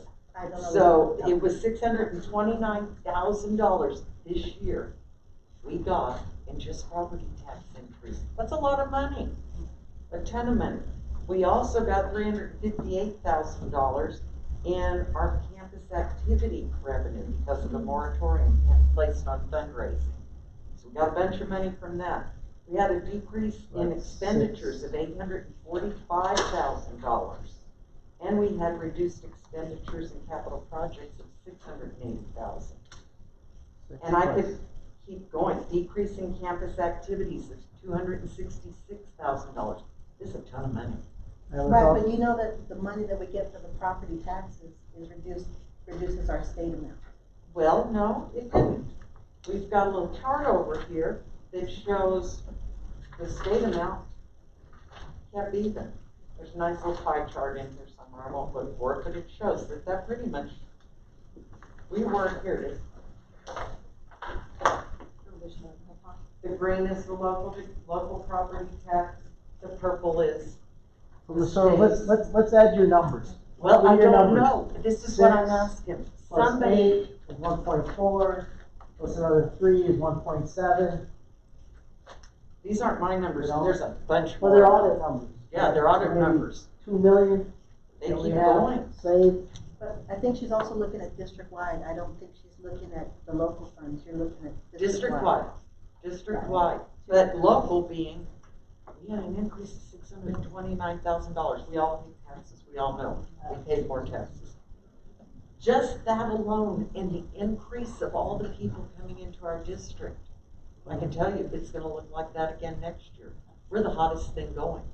our property tax increases are gonna continue because the Or the shift hottest rise. thing going. Can you expand on that? I'm trying to think with that enrollment. Yeah. Because our enrollment is. Well, with building, and I question why we're not possibly romancing some people. We have an investment zone in our district that we could be actually, we used to in the old days, call corporations to come to our district, not by number, not hello, do you think you could come here? But announce we used to announce. Promote, thank you. Promote our district as being, come here, come put your business here. But we haven't seen the numbers. Well, we have seen the numbers. Well, I'm just talking about enrollment. Let's put it out there. Prior to the pandemic, we had 6,200 kids. 6,200 kids prior to the pandemic. During the pandemic, our enrollment went to 6,040. We lost 160 kids, right? That's why, and it wasn't just our district. That's why the state did something called hold harmless. We're going to fund you on what your enrollment was prior to the pandemic. This year they said we're not going to do hold harmless. What you got is what you got. So now the enrollment has gone up from 640, 30 more additional kids, but it's 6,070. So we're still missing 130 kids who could have gone to IDEA, who could have gone to Mexico and never came back. We don't know where those could have walked across to EPISD, but it doesn't negate the fact, yes, we're growing, but we're not growing over at DDE. We're not growing at BCE. Maybe in 5 years we are, but right now, we're growing in Reyes and kids are in locker room. And again, you want to go back to the past. Back in the past, this district was AA negative. Right? So calling or whatever, our job is about teaching and learning. That's our job. Our job is quality instruction. Today in 21, we're what is AA? I want to say triple A. AA3. So those practices of getting there. And we've gotten there. And we still need 3 notches to get to that triple A. So again, I just worry when you go back to a past practice where this district wasn't paying its bills. That we need to pay right now. They're paying out of fund balance, taking money out of fund balance. What else were we doing, Rudy? Fund balance is the major mover of your overall credit rating. In fact, if you look at our credit reports from Moody's, it will tell you exactly potential for downgrade. It will outline clearly utilizing of fund balance. It's just right there in plain text in our rating report. So my fear, again, I'll keep saying mine, it's my fear. From 2013, when I got here, to 21, you know, Marty always moves like that, I start to move like that. It can be wiped out in one night from a board action. Of all that putting in of us balancing the budget and putting in systems and processes in order to move this district forward. But I guess what I'm asking for, we had significant savings over the past year through COVID. It's evidenced in this audit, huge significant savings. That has caused things to be different. Why are we not using those savings to make our things right? And I know that we put turf at 2 schools. We paid for that, correct? Hey, we got band uniforms. We put up some marquees. We have addressed issues. LED lighting. Cash. That's the $10 million. That's still under the 10 million. Yeah, we have. I mean, we've done some major things at one point, in the past year. At one point, and I agree with you, that's our savings today. To take that and use that in order to pay what we need to pay. We had a however, at some point, kids, as you know, are going on trips because we're allowing kids to go. So we want to get back. Our kids are traveling to sports. Our kids are traveling. A lot of the budget priorities, if we would go back, and they're actually on you would know some of the budget priorities were mainly board budget priorities, which were being taken out of fund balance, and we stopped that a while back. Is that correct? And I could go into details, but there was, I mean, field trips were one. I think it was, what's the art show? Kids Excel. Yeah, Kids Excel was one. I think the Fuzz. There was a bunch of stuff that were board priorities I kept on, and that's why it made, you know, Moody's aware that we're using our fund balance for stuff that should be in our maintenance and operation. Well, I could tell you, the bus was already here when I got here, so Yeah. I'm not sure exactly how that was funded. But for the Kids Excel and for the board field trips, we worked that into the budget. So those, in my time, have not come out of fund balance. But if you go back previous your time, you'll see Before me, there were budget priorities at the board. So- A bad practice. So what we want to do right now is give each of you all 3 minutes each, Yes. to give us your opinion. What next steps do you want us to look at? What do you want us to, so we can move forward? So we need to discuss this? Well, just what's your opinion about? Well, my opinion, I do have, and I want to pay special attention in this. We said that all of the kids, that's what you addressed, Mrs. Rocha, that all of the kids receive computers, which is not true. Because the kids from Northwest Early College, they did not receive all of them items. I wanted to know why, because they're charging us here the 10 millions along with connectivity. Yes, sir. Early college, and I'm gonna be very blunt. Yes. Early college, when they start their freshman year, they get a computer. Not an Apple, they get a computer. And it goes their sophomore year. They keep the same computer. When my kids were at the high school, my 2 babies, no one from the board said, hey, kids from the high school, they deserve a computer. No, but the kids at Northwest got a computer. Not all of them. Every kid, Not all of freshman, them, sir. Rico, did every freshman get a computer? Yes, sir. And then we also corresponded with campus administration who did not want to implement a Mac OS operating system. So when they're seniors, when they become seniors, it's a 3-year-old computer, 3-year-old laptop. You get it. And then they have the option to keep Are it. those laptops, Dr. Okay, Della It's a Cruz? 4-year condition. You know what, I think we're getting off track Are from not this crowd. Administration asking for sir. recommendations. I've been asking this several times. It's not the first time that I'm requesting because we said quality of education. The kids, they need the device to learn, sir. They need it. We have kids here. All of them, they need it. And I know What that, they're asking let me is- finish, please. Let me Okay. finish because this is a. All right, you can use Yes, your 3 let me minutes however finish. you'd like. Yeah, that's fine. So I just wanted to know, for example, the kids over there in high school, some of them, they did have it already. They turned it back. They used one and they received a new one. Why is the difference? My with kid, Northwest my Early child College? never got a computer. Never received a laptop. I didn't get one. Did you get a laptop in 2018? They did, they Did did. the kids at Northwest get a laptop? Yes. Not Did you all get of one? them, not all of them. Every kid at Northwest gets a But laptop. well, the thing is, we need to pay this. We need to pay Yes. this Apple devices, I understand. But I just want to keep it clear and let them know that not all of them receive new devices. Thank you. They all get a new device from the freshman. All right.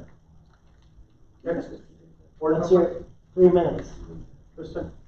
So it was said that these are temporary solutions to the problem, but these are also unprecedented items that came across because of COVID, things similar to that, right? Like the first one, the Apple connectivity devices, COVID. I think we need to find a temporary fix for these problems. Because according to this, number 8, normally priority 2 is number 8 now, right? The compensation package is happening. So we need to find those solutions to get back on track, but if we're gonna keep doing the normal things, that's not gonna get us back on track. We have, in my opinion, again, I think it has to be something drastic to get us back on track, to account for the growth that's happening at Reyes, to account for the growth that's gonna be happening sometime in the future at Benton, right? But in my opinion, based on these budget priorities you guys are presenting to us, we have to do something to address them before we can get back into any sense of normalcy, similar to how we're doing with the pandemic and integrating it back into life. But that's my opinion, and I think it has to be something drastic, something big, to get us back on track to where we should be at. And that's my opinion on it. Ms. Patsy. You know what, I know, Dr. Benavides, you hate hearing about the past, but I was here when we built Davenport, and that's where our goal was, and it was blood, sweat, and tears to build that, to build Childress. And I understand that we need to go above the freeway, I do. And I agree with you, sir. And I agree with Tristan that we need to do something drastic. And your idea of getting out of this building and going possibly to AMS, I understand the rationale for it. We're gonna have to get ready for the backlash in putting middle school with so many students, but I don't see any other solution. Sergio, Armando, and I, back in the day when one of the bond issues did float, we had to let go of teachers, first year teachers. We didn't renew their contract, and we were the ones that voted not to renew their contract because we didn't have the money. And so I understand administration's push to make something happen, and I understand. I think the combining of even the closing of Davenport, something has to happen in order for us to survive until we can find another solution. And I know you don't want to hear it, but until we can pass a bond issue. I just don't see any other way. The growth is coming, the money's coming, but we need something now. That's my opinion. When you're talking about, again, I'm gonna address this possible bond, right? 66% of our community said no bond, no bueno, right? I understand that. So with that mindset, that bond is in May. Same outcome. And don't create stories. I just go on what happened. We still have this payment. So again, if to close a campus, you need to tell the employee for their livelihood, their salary, their well-being. And that needs to take, to me, next January, if that is the direction of the board. And then there's a policy and a process that we have to follow if that were to take. Even combining the two middle schools, you still have to go out to the community, to the parents. Absolutely. This is what's at. But to weigh it, in my opinion, on a bond in May, it's just not, for me, I just think it's today. Because you're dealing with people's lives. Go ahead, sir. Ms. Earls. So, I'm not on board with you've got to do something drastic. I'm not that person. I'm reading the audit. $380,000 we had attributed primarily to an increase in state funding.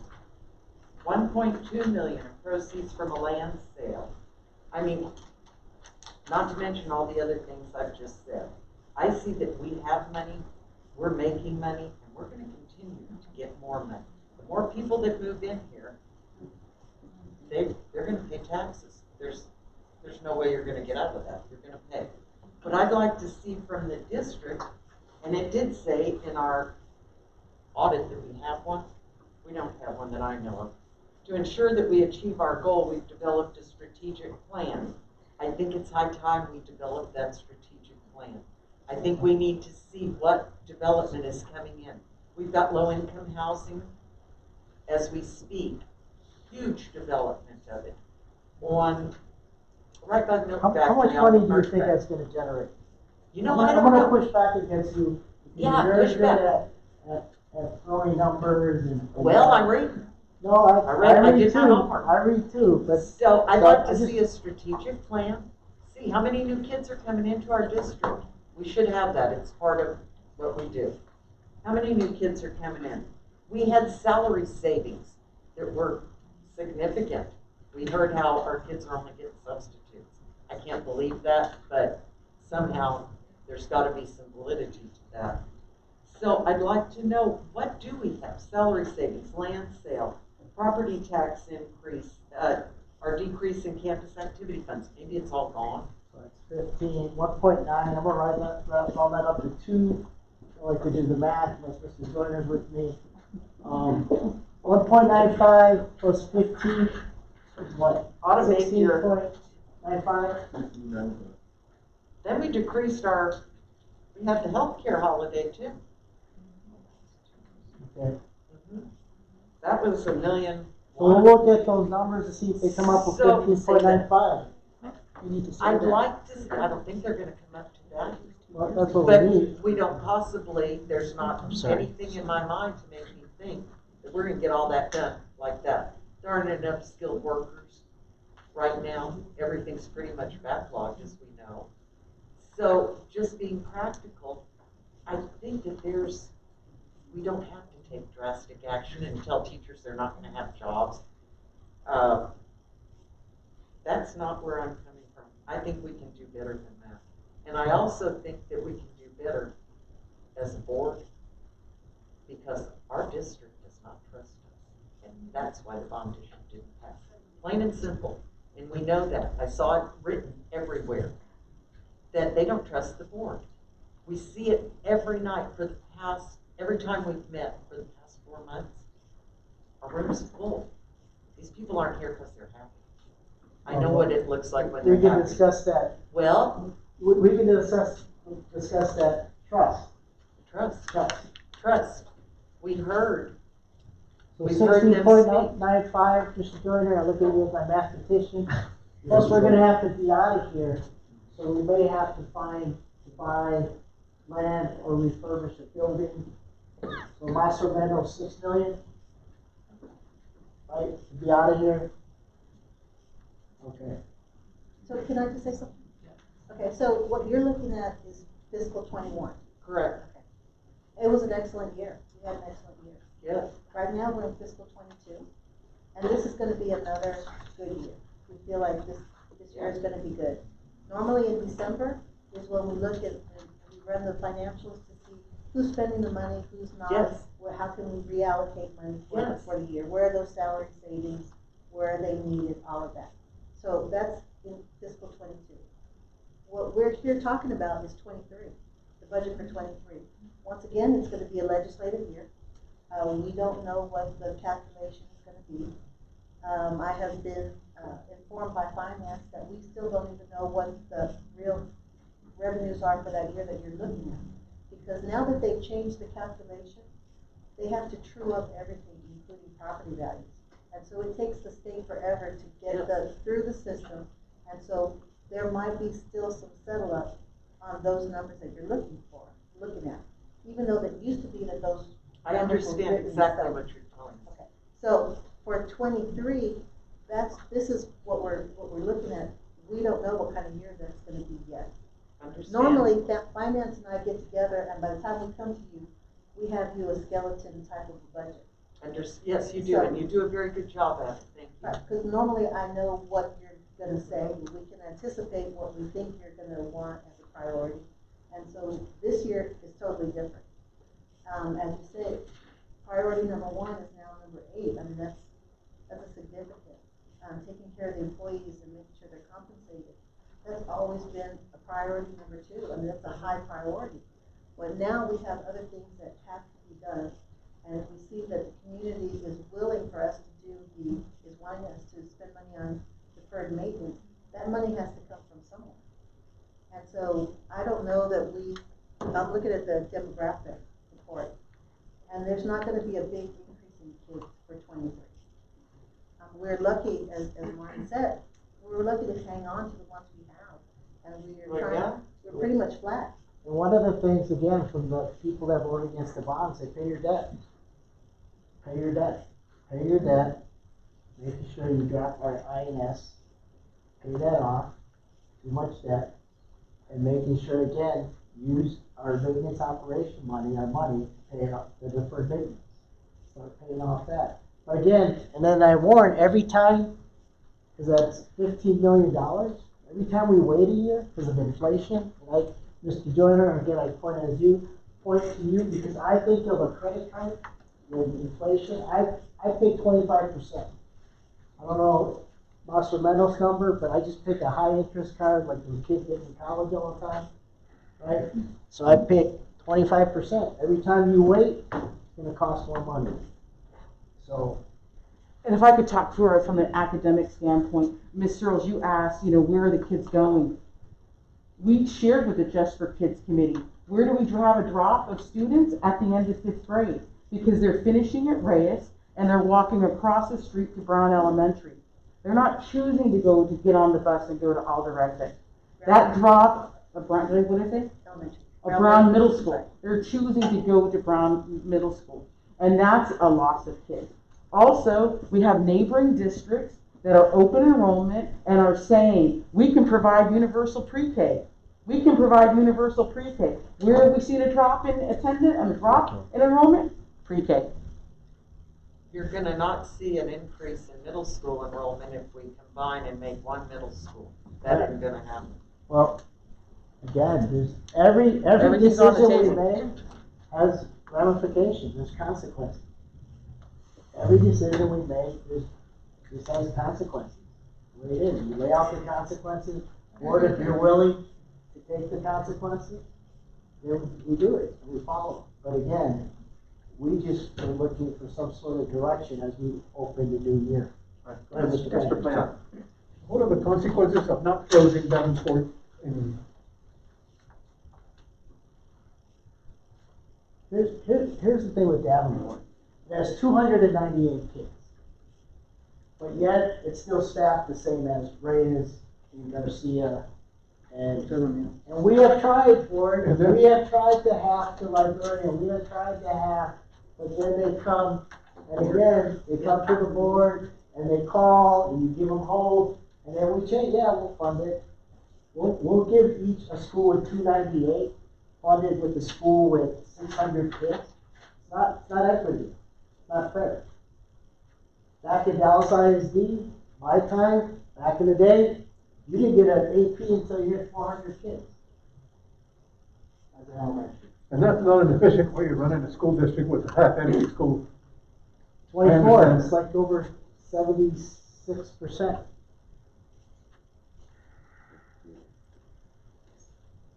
Any more? I'll go with your written. Can I say a comment? Go ahead.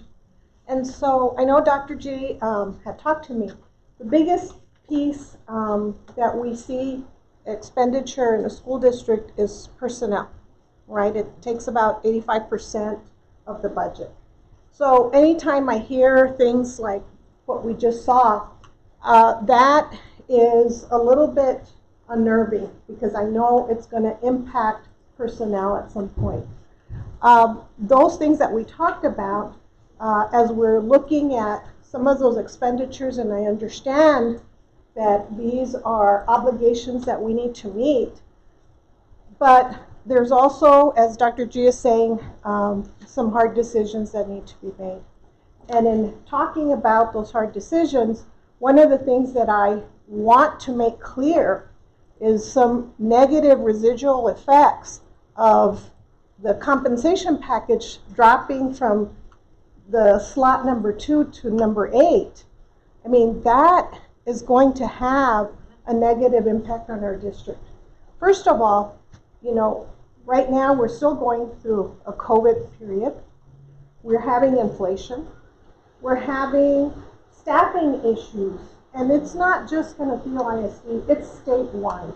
I mean, go to restaurants and you're going to have to wait a little bit longer because there's not enough service personnel. I mean, so this is not just a district issue, it's statewide and it's across all industries. We stand in a very competitive place with the other bigger districts. We have a competitive advantage. I think district-wide, salary-wise, I mean, we have a good standing. But if we are contemplating no raises, as one of the cost measures to bring up some savings for this deferred maintenance. Just understand that when you make that decision, it is going to make it a lot more difficult to recruit staff. We will lose our competitive advantage.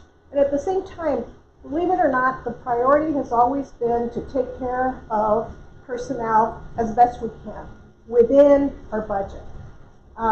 Having said that, we will also lose our competitive advantage among other districts. So we will start falling down some notches. So I just want to make sure that you all as a board understand that making a decision like that and what are some of the effects. And I think as they talked about the bond rating, they talked about our fund balance, they talked about, as I talk about salaries, it's taken us years. I've been in this position for 11 years as HR, and it's taken us a number of years to climb up the ladder to get to where we're at. And I can tell you that in one clean sweep, we might just, fall down a few notches. So I just want everybody to be aware that these are hard decisions, and I understand that, but they come with consequences. And I just want to add to that what we discussed is that in the closing of the campus, when you talk about the savings in closing the campus, that doesn't mean that the employees have to go away, because that's 85% of what is being spent at that campus. So it's not going to be that those employees are created positions somewhere else in the district. Now, they could be moved into a place through attrition, that somebody else leaves and we move those employees somewhere else. But it cannot be that we create new positions for those employees. Mr. Rodriguez. Mr. Rodriguez. Just real quick on the fund balance policy, it's 3 months? Yes, sir. And currently we're at 3 months. Currently we're at 98 days. We're at 95. Well, we ended the year. Okay. At the audit has 95 days. But somebody asked me what is our current right now, so finance crunched the numbers for me. But that's within the 3 months, and that's where we need to stay. We are at 98. And So there was a comment made in regards to 1.2 million land sale. That was actually allowed us to put the fund balance where it should be in regards to our policy. Well, that money is sitting in fund balance. Right. And I guess if you could meet with her in regards to when we see an increase in the local tax base, we're actually seeing that the state does not fund us and we're actually losing money. So I would like to see that throughout the year. I mean, not throughout the year, but year by year, maybe a visual, sort of like how we have the tax rate, so we could get a better understanding. Okay. Because we are seeing an increase in property tax base, but that's not mean that our budget is actually growing because of that. And so if you could please provide that in the next. Yes, the only way to get an increase in revenues is to get an increase in students, because we are capped by students. I did have a question in regards to probably interest rates and inflationary costs. I don't know if you want to handle that or our financial advisor, just because that's an issue as we're seeing over the past couple of months. We've seen an increase. Go ahead. Right now, inflation estimated about 7%. There's been some reports out 8% by the end of this year. And we think that interest rates are going to go up. If we compare where we were now versus last year, we're about even. But throughout the year, it was just a big increase, a large downcrease.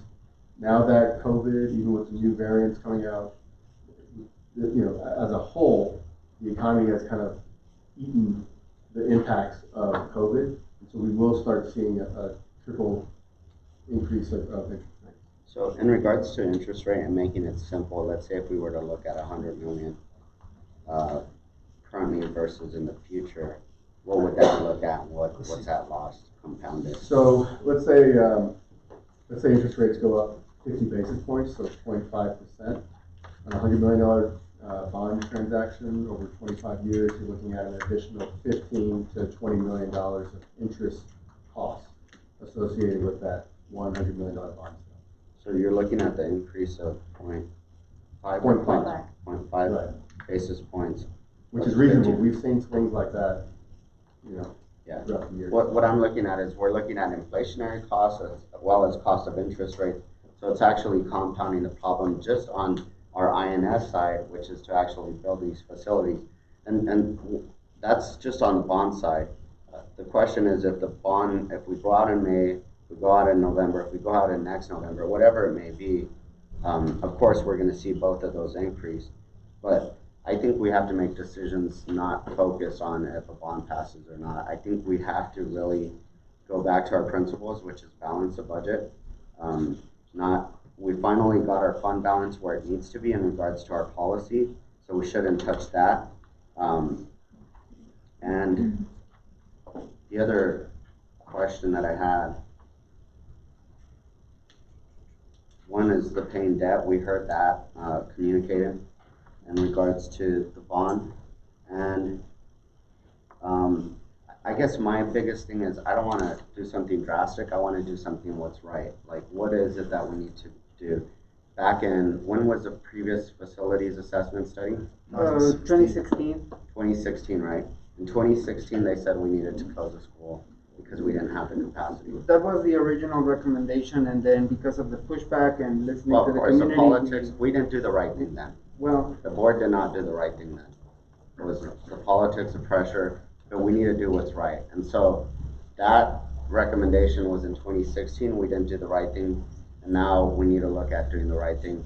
Whatever that option is, I know in regards to the current facility, we've asked for options, so that's going to have to be addressed in the overall outlook of the district, as well as, and when I'm looking at the outlook of the district, one is the current budget and how we actually balance the budget. The other is if there were to be a bond pass or not, but I think we have to focus on the current budget and how we get there.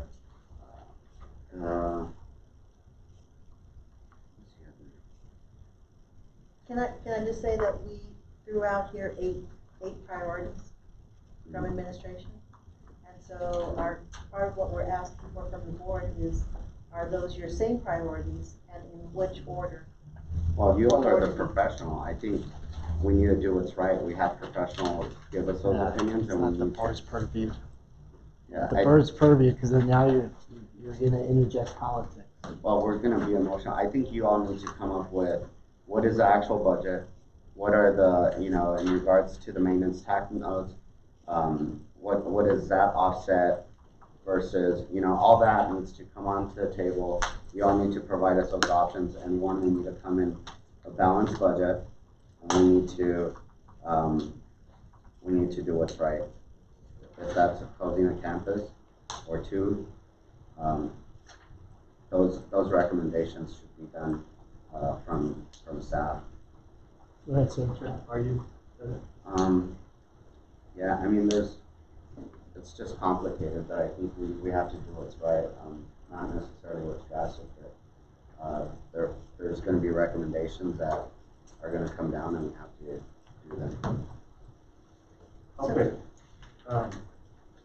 I agree with the priorities that administration has set. I would probably maybe say that number 7 and 8 should be flipped. I think we can take at least a little bit of a hit on the administrative cost ratios rather than try not to give the compensation. Of course, it's all going to be difficult. Once we get to those bottom, they're all going to be difficult because we have, we had 2 referendums. One of them could have solved some of the problem with the payments for the maintenance tax notes for the computers, but even that didn't pass. So what we need to do is hope for the best and plan for the worst. And right now, we need to plan for the worst because if the bond doesn't pass in May, then these are the consequences, and this is what we have to do.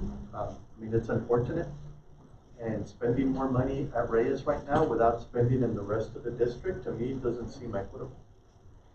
I just don't see it. Why should we single out one area? When we have room at Jose Damian and Garcia where we could put those extra kids. I don't see spending money over there right now. Why? The community said we don't want a building at Reyes. We don't want CTE. You don't want to pay for these computers. So we need to take it out of what we have. That's the message I get. And unfortunately, some of you know, it is what it is. Some of the, I guess, ones that were campaigning against it had some things that, you know, weren't completely true about what the state of the district is and why we needed the money. Or, you know, but these are not wants that we're asking for. These are needs. Obviously, we can see them. These are needs, and they're not going to go away tomorrow. They're not going to go away in May, and they're not going to go away next year. This is something we have to plan for, and we have to take some decisions, or else it's going to be even worse for us if we don't. And so, you know, eventually, you know, we need to make some decisions. I'd like administration in January. We need to have a workshop. I'd like to see if you can get us a proposal for, I know it's hard, Martha, to give us a proposal on, in January about what you think our budget's going to be next year. I know it's difficult. Well, we're working on the revenues right now. I know, but I get it. Next year is going to be a, you know, it's you know, it's a new biennium, right? That's what I'm saying. Every other year we go into this one where we don't know what the We don't know what's going to be. So I know that's hard, but you know, best estimate and what the savings were, if any. Problem is those savings are not recurring savings. And next year we know it's going to be way different than what savings we've had. So we can't count on those savings for the following year. I get it. So we come back to the same thing. How are we going to pay for laptops? That's a recurring payment. We've actually built in, Rudy, didn't we make from the $10 million we took out, didn't we actually make payments out of that money towards the same loan? We did, yes. Right? So we didn't spend all the $10 million. That's right. Whatever we needed, we spent. The rest of it we paid. Is that correct? Yes. That's why we were able to pay it these past 2 years, right? Yes, sir. Did we pay one or two? We've only made one payment. One payment. Okay. It's due every August. Do every August. Okay. So if you talk about this having savings, Mr. Earls, over this last year, if we'd have paid those laptops, we wouldn't have those savings you're talking about. They're wiped out. Am I correct or am I wrong, Martha? Well, we would have used the savings to pay something else, but. No, like what you I'm said- saying is if we hadn't used it to pay down the payment, we wouldn't have had those savings. If we'd have had to pay it out of M&O is what I'm saying.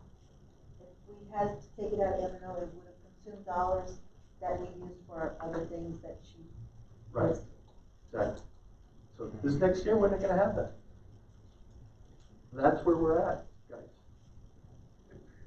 We're not going to have that. So we need to have another workshop. I think we need to, you know, also go back to the drawing board. Both things. We need to start planning on what we're going to ask the community for the bond, and hopefully they respond. And maybe maybe the actual factual message of what the reality of this is gets put out. The reality of it. As your superintendent, Yeah. to be very honest with you, I'm gonna give you one plan. Yeah.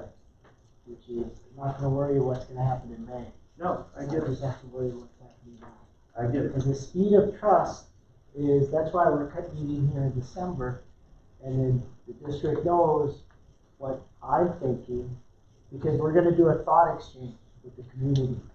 Hey, these are what we're issuing, these are the things we're facing. Yeah. What do you think?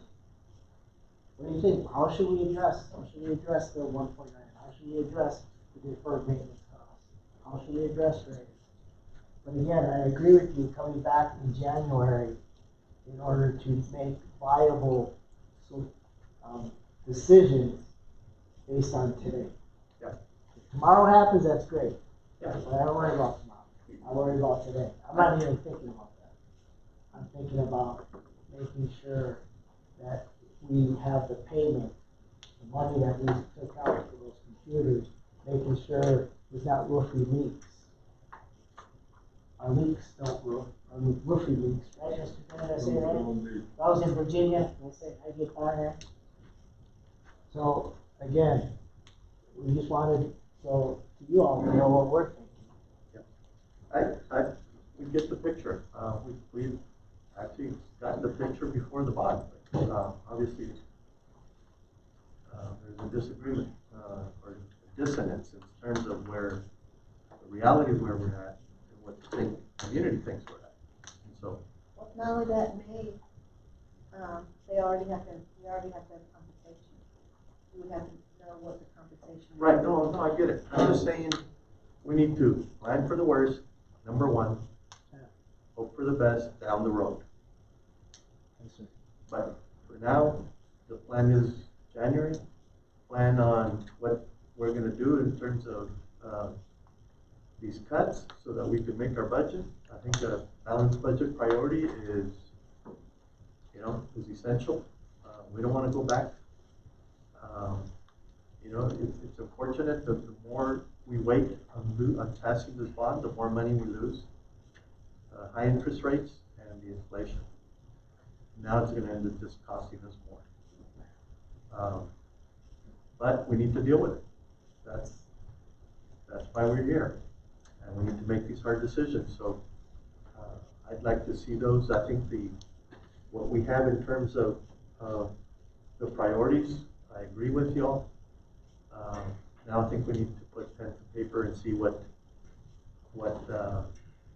that's going to look like coming in January once we have the numbers on our. So what we'll do is we'll look at, revenues. we'll review all the roofs, for example, leaky roofs, and we'll prioritize which school has roofs. Yeah, because apart from inflation, guys, and apart from the high interest rates that we're going to pay, the higher interest rates we're going to pay because of unemployment, we have facilities that, as time goes on, those problems become more and more expensive, not from inflation, but because of more wear and tear and more deterioration, and they cause other problems. And the safety of our kids. And the safety of our kids. Right, and that's the thing with the 5.9 million. Yeah. There's no way we can do 5.9 million in 1 year. Well, there's no way we can do that. I mean, Alderete has some safety issues, right? The turf. And even the flooring in some of the buildings, right? Well, the flooring at Northwestern Relief College, Yeah. 84% of the floors need to be replaced. Right. And so why are we buying portables for Reyes when the early college high school needs replacement? And why aren't we charging those 36 students tuition for Reyes who are from out of district? Because we have open enrollment on an as-needed basis and maybe we need to take a look at that. We need to take a look at the enrollment practices for Reyes. Ms. Brigham did an amazing job when we opened that school, working with our parents. Well, I don't know about, let me tell you, when I first got here, my recommendation to the board, you don't need grades. So whoever was in those rooms saying, just add kids. There was no demographer that was giving the board sound numbers. They were made up numbers. Because when I interviewed for this job, and rest his soul, the board member who passed away, told me that Garotillo was growing at 12%. No. I haven't been growing since I've been here. So whoever was giving you those numbers back then when Reyes was just making them up. So again, I want to question, because you had room at EDU, you had room at BCE, you had room at Garotillo Elementary, you had room at Level 5. You had room. You didn't need raise. Just had to make a strong decision Not strong, just a decision to say, you don't need variance. Those kids can go over there, if they wanna go to Canfield. But we built it, and it grew fast. So now it's at 112%. And the reason why, again, it was, the boundary was to keep the district at Title I. And we knew that was going away. We knew that was going away. Now we have to reboundary. We start, go ahead. Never mind, that was previous administration. Yeah, so I wasn't, but all I know is that It was compounded the problem now. And the 36 kids that are out of transfers, out of district, they're generating about a little over 200,000 though in attendance, because we get $6,000 about approximately per kid that's coming in from out of district, as long as they live in Texas. So administration's making a decision. Do we keep that money in those kids? Let's balance the scale. Or do we put somebody we just had to hear in a closet to go to school? That's a huge decision. It's not ours, it's y'all's. But that's a big decision to make. Do we tell 36 kids to go home? That's 1.5 classrooms.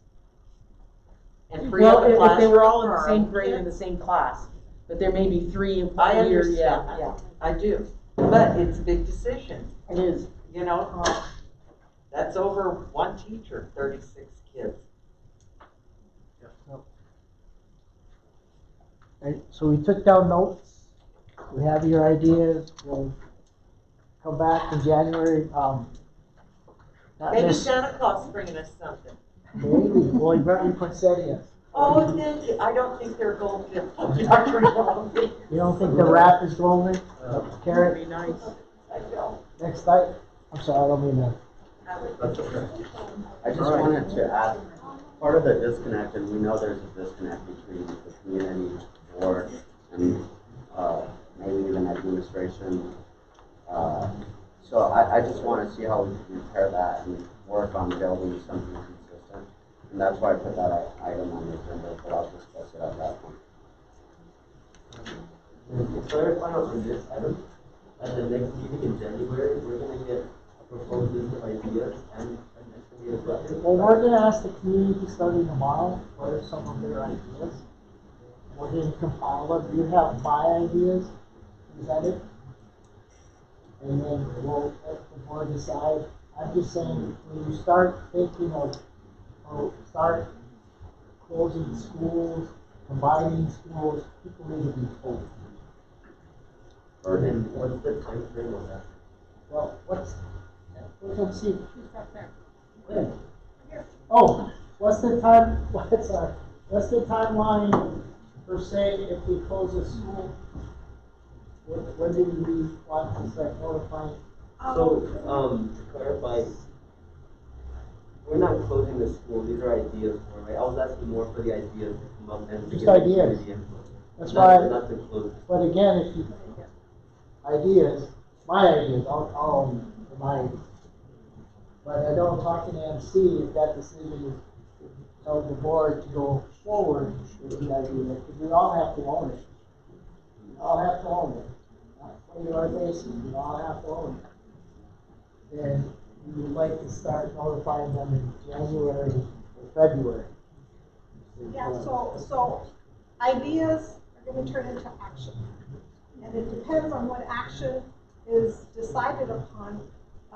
There is, for example, for my certified employees, there are timelines that by law we've got to meet to notify them that we're going to non-receive. So those are timelines that we will have to meet depending on what decisions are being made.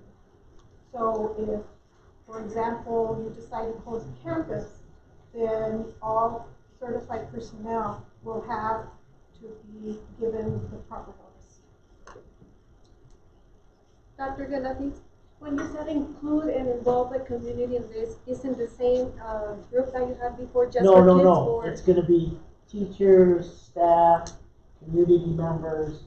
It's called thought exchange, and we're gonna ask them for their ideas. How? In a group, or you're gonna create a committee? No, we're That's gonna send out we realize going group to group, not many people, like for example, when we had a meeting at the high school, we had one parent show up. So we thought of different ways, and then that's why we're gonna ask them, what's the best way to communicate? So we're gonna send out a link to get their ideas. Oh, okay, thank you. Yeah, and if that doesn't work, then we'll start meeting with them. And when is that gonna happen? Starting tomorrow. Tomorrow, All right, real quick, Ms. Searles. I heard you say bond issuance. Well, that's the second part of it, Okay, but, that, not in, that's just thought, not. well, these decisions that administration's talking about is not gonna get us, is not gonna help us long term. We need the bond long term. So, I'm gonna, I mean, where do you guys think we're gonna get the whatever million to build all these other facilities, buy land and all that on our budget over the next 5-10 years? Can anybody tell me? Rudy? There's no. if we close schools, they're not gonna be happy either. Well, I get it, but that's the So community's this- decision that, Yeah. I mean, we're anti, we can't do everything with our What would budget. have happened? Mr. Joyner, to us, what would have happened if we moved back for a reasonable amount of reasonable things in our bond? That's, Might have been a different story, so that might be a real good lead. That's something we need to talk about. Yeah, when that we- might be when a we good prepare lead for into something how down to the road. succeed. Right. Don't inflate the numbers, listen to the community, and listen to the committees. Well, that that's made- why we So have the I don't committee. I don't need any response, I'm just saying, that would be an amazing, probably change of events if we did. And maybe administration's way of asking for ideas is good, but we did have a committee of how many people, 40? But Yeah, but we're talking about something that's not on the agenda. Huh? I know. Well, again, that's if I saw it. Yeah, Done. it's passed. But thinking forward, maybe Well- if we ask for what we needed instead of what we wanted, we might get it. So it could be a need, not that I want. Exactly. Yeah, that's once, anyway, we're not gonna go there. Okay. It's gonna be Christmas. Next item. We are done. Next agenda item. Board of Trustee business, discussion and possible action regarding the creation of student, campus, and community representative positions. to No, serve- there's one before that. The Reyes. Oh, sorry. So I'll pull this agenda item for now. I'd like to, it's very, very hard. I'd like this for the record too. Dang near impossible to get an agenda. It's almost impossible to get an agenda item on our agenda. I've had nothing but pushback on any agenda item. I'd like to remove this for right now, but keep the ability to bring it back at a further date, Mr. Coronado. Number 2, Yes. that was you wanted to use fund balance to address the Reyes Elementary. Yes, I didn't realize we were going to discuss all the things, so I'd like to know, with the thought in mind, that I can't get it's almost impossible to get an agenda item put on our agenda. With that thought, I'd like to hold this spot. Contact me and Well, I'm doing everything, but I'd like to hold this Okay. spot You for can make a possibly motion. future, but I'd like to pull, can we? You can pull it. But I would like to get administration's recommendation on it. Well, You can make a motion? you can make a motion to table it, Oh, very good. yeah, I make move certain to- that it thank comes you, back to very the good. board. I move to postpone indefinitely 6A2, the discussion and recommendation regarding using fund balance to address Reyes Elementary 112% capacity. All right, we have a motion and a second. Any discussion from the board on? I just wanted to get their recommendation on it. Well, ours is no. Okay, any other discussion on the You motion? wanna chime in? No, the only thing I'll add to that is going back to the rating. You know, if you look at the formulas of how rating agencies give their rating, 30% of the rating is based on how the district manages their finances. That includes our fund balance. And so can I just add that one day is 185,000? So you asked me, where are we now? And so we're at 98 days. So 8 times 185,000 is 1,480,000. So anything above that would take us below the 90 days. Would you mind elaborating a little more on that? Clarify for me? Yes, fund balance, the board's goal, the No, district. no, I'm sorry, that's the dates on it. What do you mean? You said 90 days and you said 150 days. No, I said each day, if you take our budget and divide by 365, 1 day is worth 185,000. Oh, okay, no, I'm with you, yeah. Okay. So we had 8 excess days. Equals to 180. And that will change next year. It changes all the time. Okay. So it's gonna be a little higher next year. So under Well, the, it depends on how much our budget is. under the district's policy, there's a policy in place, but there's also, the practice is to have 3 months of your operating budget and fund balance. And there's other ways, if we were to have used it just out of, I mean, this is out of caution, right? We're just, here comes a board trying to make a decision using fund balance in the middle of the year. It's not designated. There's other consequences. It's bad practice just to use fund balance. Usually within the budget, you could do unassigned and assigned, but it's just bad practice. Yeah, it is. And apart from that, the pandemic is one of the exact reasons. If we hadn't gone out for the maintenance tax zones, what would we have done? Where would we have gotten the money? How would we have educated students? I Yeah. don't know. Food for thought, right? Yeah.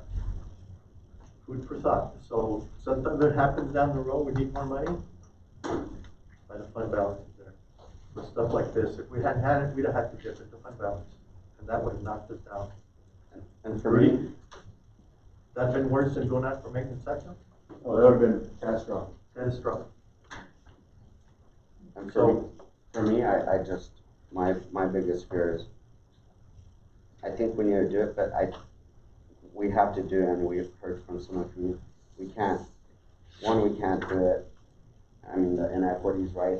There's other campuses that need it, so for me, I wouldn't want to table it. I think we should just delete it.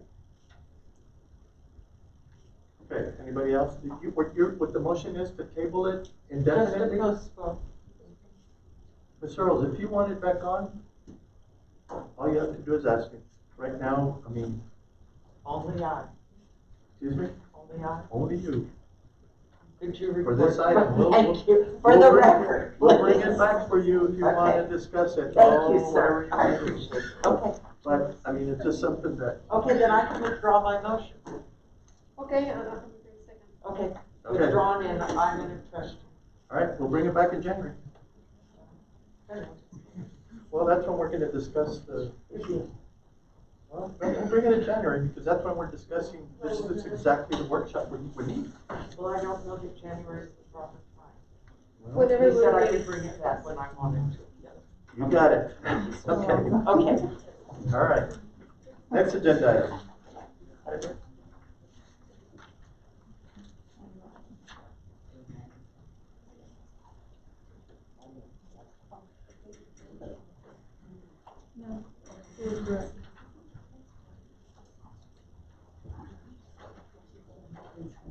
Okay, now Board of Trustees business.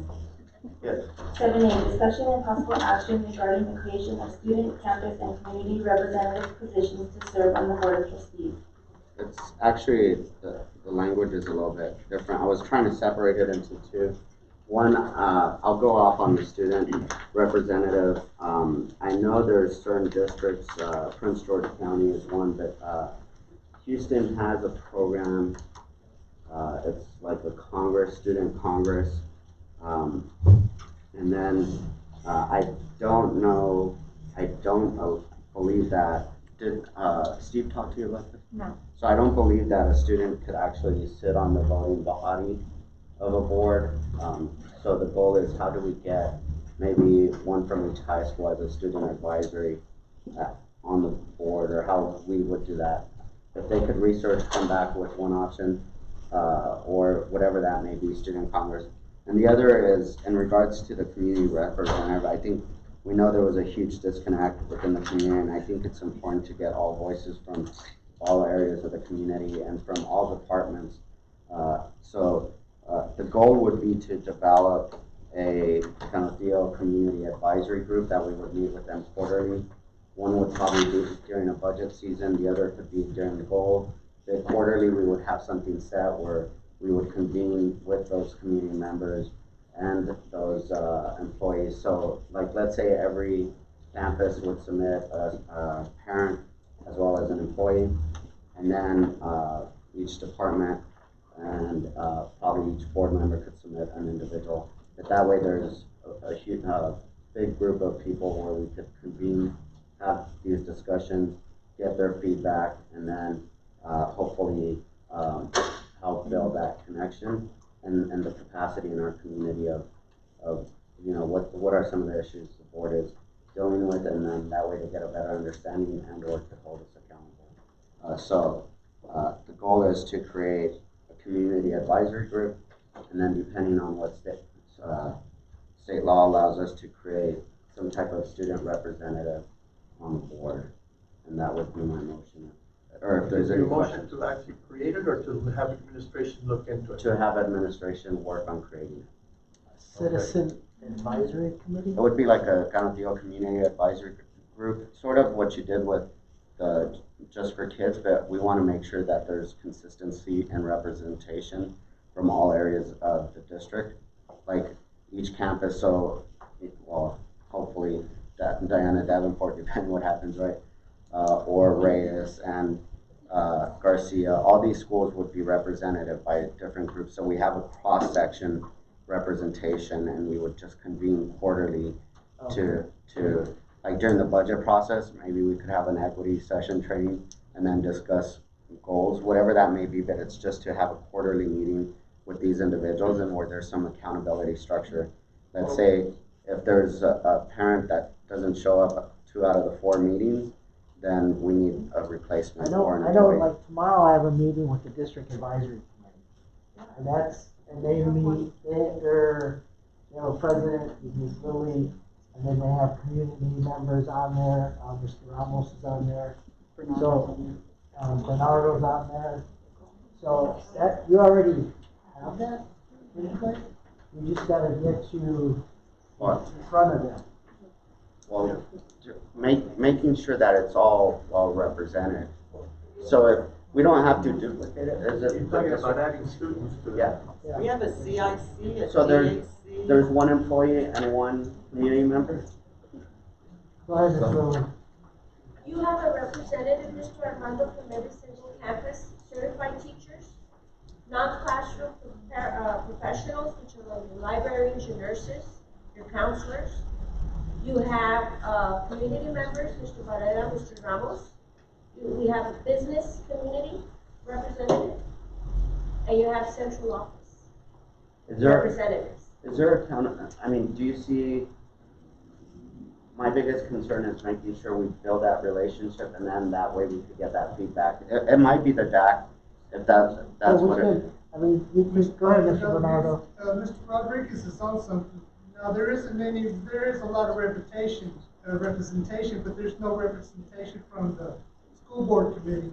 Even if they turn off their monitor, they can still hear and get some ideas on how the community feels. Because I know one time you had brought up that we have a board member, then it's kind of an influence and will not share their true opinion, but what maybe they don't know what hurt that committee, you know what I mean? Because it is a good idea. I see where he's going with it, but we do have that. I think maybe it might be the DAC that we need. We discuss district goals. We discuss campus issues that go before CIC, which is the Campus Improvement Committee. It goes to that channel, then it goes to that. But the district advisory committee does review the guarantees, the district goals. We were informed about ESSER funds. So what? It is well represented. You have representatives from every single campus. So I think what maybe is best have some data. Well, is it okay? I mean, we're getting. Yeah, I think we're getting. I'm okay with getting community input of the community. Just real quick. Yeah, we have to just ask the board to do that if we do it. Hold on, everybody, hold on. We're gonna start asking the community, board consent, or y'all are okay with getting questions, I do or have input from the questions. community on that? Okay, just to get the community's input right now. Okay. I'm okay with Hearing That's no, okay with the hearing no community. dissent? Okay. Real quick, real One quick. question though, Dr. Galvez, do we have policy, legal and local, on PTAs, CICs, DAC? I think, hearing from Lily, and it tells you exactly how they are to be supplied with people. SHAC also, we have these specific committees, and I think Lily's with them and doing a good job. We follow the policy of Yeah. that as far as the structure of the committee. There you go, and We have elections. Yes, which is really amazing. So could we see the policies? Will you bring us the policies at the next meeting? So I want Mr. Ramos, go But ahead. I think what you want is advice, you know, in that connection. I think DAC is very well represented in all aspects of the district. So maybe it's about bringing DAC to the board or the board to DAC to have a conversation. But what I'm understanding is you want that connection, restoring communication with the community. Yeah, and that would be quarterly, like whatever, it might be budget, it might be something that DAC is not, you know, under their. We mean monthly. Yeah, but like I'm saying, it might be something that DAC doesn't look at, I'm sure, do y'all look at budget, whatever it may be, I just wanna make sure we're connecting that, and if it is DAC, then let's not recreate something, maybe we couldn't, you know, look at the DAC bylaws of, you know, but I don't wanna recreate something where we're having two different systems, I Yeah, think they're doing a maybe, good job. let me, Well, sorry. that could benefit the board because you get the inner workings of what's going on in the school, because you're dependent on the superintendents and this administration where, no disrespect, but there's gonna be a painted picture, pretty sometimes. Now, the picture's not always gonna be pretty, but with the CIC and DAC, you can hear real people talking about real things and real concerns that the administration or teachers are doing, just like with Dr. Galvez through those teachers back there, and the board will get kind of an idea of what's going on in their school to connect with what's going on in their school. And the DAC is only an advisory committee. Yeah. Based on the information we vote on like to recommend to the board, whatever. We're only an advisory committee. And that's what we want, and that's probably the best route is to, let's meet DAC and the board quarterly around, one issue would be budget, right? Like the stuff we just talked about, so that way we can get some of that feedback from that. And what's then- beautiful about it is that there's teachers there, and that's who you guys should be fighting for, the school board is teachers. You should be punching people in the face to fight for the teacher, because that's who makes this thing work. Teachers will make this thing work. You get to listen to what the teachers are talking about there. And it's some little concerns, but trust me, it's big concerns that need to be fixed. You know, it's wonderful. Mr. Dyer, you got a comment? Not to be a doubting Tom, but I got a 16-year track record with this school board. Some of you members have been here a thousand times. I've been talking to you guys from blue in the face. You haven't implemented a single thing I've said. What makes you think if you have a community committee and we talk as in just kids, we told you, do not go for $187.5 million bond issue. You guys had us on the back, gave us some blue shirts and thank you very much. We're gonna go for $187.5 million bond issue. I will do anything I can for the kids in this district. But this school board is going to have to listen to us. We didn't elect you to do what you wanted to do. We elected you to do what we asked you to do. Now don't get me wrong, we're not trying to dictate to you what you should do. You have to use your discretion. It's fine, I talked earlier about experts. I've been dealing with experts my whole life. Some of them don't know which end the manure comes out and which end the feed goes in. They're considered experts. Just because the guy's got an expert or PhD or an MD or whatever behind his name doesn't mean he knows what he's talking about. All I'm asking from the school board is if I devote my time, 3 months of my life, into trying to get input into this, that the school board at least give us the courtesy of listening to what we tell you and try to act on that. We, in my humble opinion, had gone for a $90 million bond issue, which we identified those needs that bond issue would have passed. We're talking about spending $58 million to build a school up here on the side of the hill in this last bond issue. And now we're saying we're above capacity, we got enough capacity, we don't even need the schools we have. What sense does that make, guys?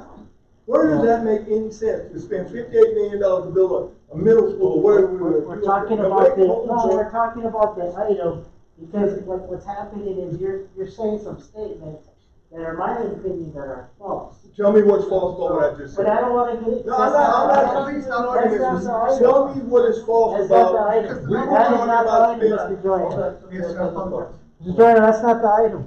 Yeah, let's get back. Let's get back to the item. The item is. To meet with DAC or whatever. I mean. The item is this board has made bad decisions. That's the item. I'm telling you, we went out for $187.5 million bond issue to ostensibly build a school up there. And now you're telling us, because that bond issue failed, we're gonna have to close schools and we can move kids to schools that we have capacity in. Why in the world would we Again, build Mr. Joyner, I'm gonna push back, because you're making just statements. No, I'm asking you. And then if you continue, you're gonna be asked to leave. So, we're gonna get back to the item. What is the item, sir? The item is to create a interface between a community committee such as the DAC with the board to meet on more of an advisory method directly with the board. All I'm saying is if you create that committee, please listen to them. That's all I'm saying. I have a comment. Yes, I've been sitting here listening to all of you, and I can tell you that Mr. Joyner did mention he didn't want to go for that big of an amount from day one. I agree. But I can also tell you that most of us did agree to go for a higher amount because of the need within the district. Okay? But We're talking about again, another item in the agenda. my comment to you is, It's not, let's be it's not the united. item, Dr. Hold on, Gonzalez. let's be It's not the united. item. Hold on, let's come together. I don't, right now, I was very impressed the way Ms. Searles and everybody was talking about solving this issue. You guys look fantastic, okay? There was no arguing or pointing at anybody. You guys came together for about an hour, and you guys look fantastic, guys. If we keep that, Goes We back. gotta bring back. Yeah, we gotta bring it back. the district is gonna do well. Thank you. You gotta bring it back. Sergio, just real quick, so I'm gonna make one motion and the goal of the item is to help bridge that gap, whether it's DAC or another. I don't wanna duplicate it, so look at, if it's policy of saying we have to do a quarterly convening, with DAC or their bylaws, whatever it is, I wanna make sure that there's a consistency of that. And the goal is to help that communication, and the goal is to get a diverse group of perspectives. And that's why it's important, and I believe DAC is set up right, if that's what I'm hearing, and if that's the case, then we could do that, but I want that to be a quarterly convening with the board, your staff, and DAC, so that way we could hear some of the issues, and then we could also address some of the problems. But that's my motion, is to create some type of continuity with DAC or something similar, and that would be my motion. Mr. Rodriguez, if I may, I think it's a great thing to have students to either the DAC committee, or I know the CISD has a student body representative, not a voting. Well, that's a different motion. I'm going to talk about right. student. But I do think it's a good idea to have them either to the district advisory committee or to have a voice. I think it's, and I'll address that on the next motion, because I think it's important to build that capacity like yourself and others, whoever it would be, but I'll address that on the next motion. Right now, it's just to the community advisory group, look at that, reevaluate it, and see how we could work together and making sure we have a better connection with our community. So real quick, to be clear, because on this item, it's all under one, right? And I agree with both of you. I think there should be more student representation. I could make two motions within one item, right? There's two concerns. The language for this agenda item reads differently. So if you read the agenda item, it looks like you're trying to recommend that a student be appointed to the board of trustees. Well, I wanted two items. Well, but it's not reading that way. So my recommendation is that maybe this board not create anything tonight, but there can certainly be a motion into, authorizing administration to look into some sort of advisory committee is what I'm hearing, and probably look at CASB's policy services, because they're very much familiar with drafting up local and legal policies for these advisory committees. We need to know how they're going to be structured, who's appointing who, how many, and from where. Those are two separate issues. One, and what we'll do is include it in one motion. One is to address the community advisory group.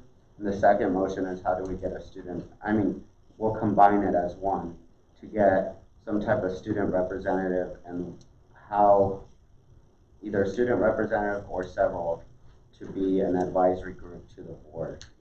Armando, why don't you just ask the Well, that's what I'm asking district is to come back and talk to us. I'm asking the district to develop some. Yeah, but then you go. We have all these things. Yeah, we have all We this. don't have a student advisory group. Well, it's called, sure we do, what are the kids, student council? No, you can just. They don't advise to us, and that's something that I was thinking, and that I've been thinking about it, and I've always wanted more students involved, like student council, but the thing with student council is, especially me being also part of student council when I was in high school, they're not focused on board activities. That'd be more of a student government. So then we have to get it, well, I guess administration would do it, right? And that would be the recommendation to see how to structure that, right? Would we pick out the student council president and put them here if they don't want to be here? Or would we have to create something different? But they student can't government be here. to do it? They can't be here. To serve in which level? To serve at what Serve how? capacity? In which capacity? Yeah, and what capacity? And that's things I think that the administration have to I recommend. thought you were a student representative. All that I wanted to know is she said serve at the board of trustees, in which capacity? How? Well, that's The what they need agenda to item develop, is and a problem. okay. So that's my motion is to develop those. Not necessarily develop. We might not have to. Whatever it's going to be is make sure that one is we're addressing it. For me, the community at least quarterly, and depending on the student body, whatever it may be. That's my motion. All right, Mr. Payan, you had something. Yeah, I just want to go on record. I trust every one of them. Every one of you, I trust you. And I realize that disparaging remarks made about you don't know what goes in the front of the horse and what comes out the rear of the horse. I think somebody needs to apologize to you. I did not. I trust every one of you with everything. Of course, that's what I serve for. That's the insinuation that you made. You're full of crap. That is not what I said. What did you say? Let's stop that. Mr. Payan, Stop. it's not on, I know, but it's not on subject. All right. No. All right. We don't need to do that. Mr. Rodriguez, I think everybody getting back onto this agenda item, Mando, I think what we ought to do is we just ask administration to see how they can involve the DAC committee and students to meet with us. And if they recommend students be different than on the DAC or whatever, then so be it. I think right now, if we ask administration to give us some kind of a proposal, we don't need to have a motion to create it. So I think, huh? Yeah, you can give it to, or just bring it to the next board meeting, or after. It doesn't have to be even the next board meeting.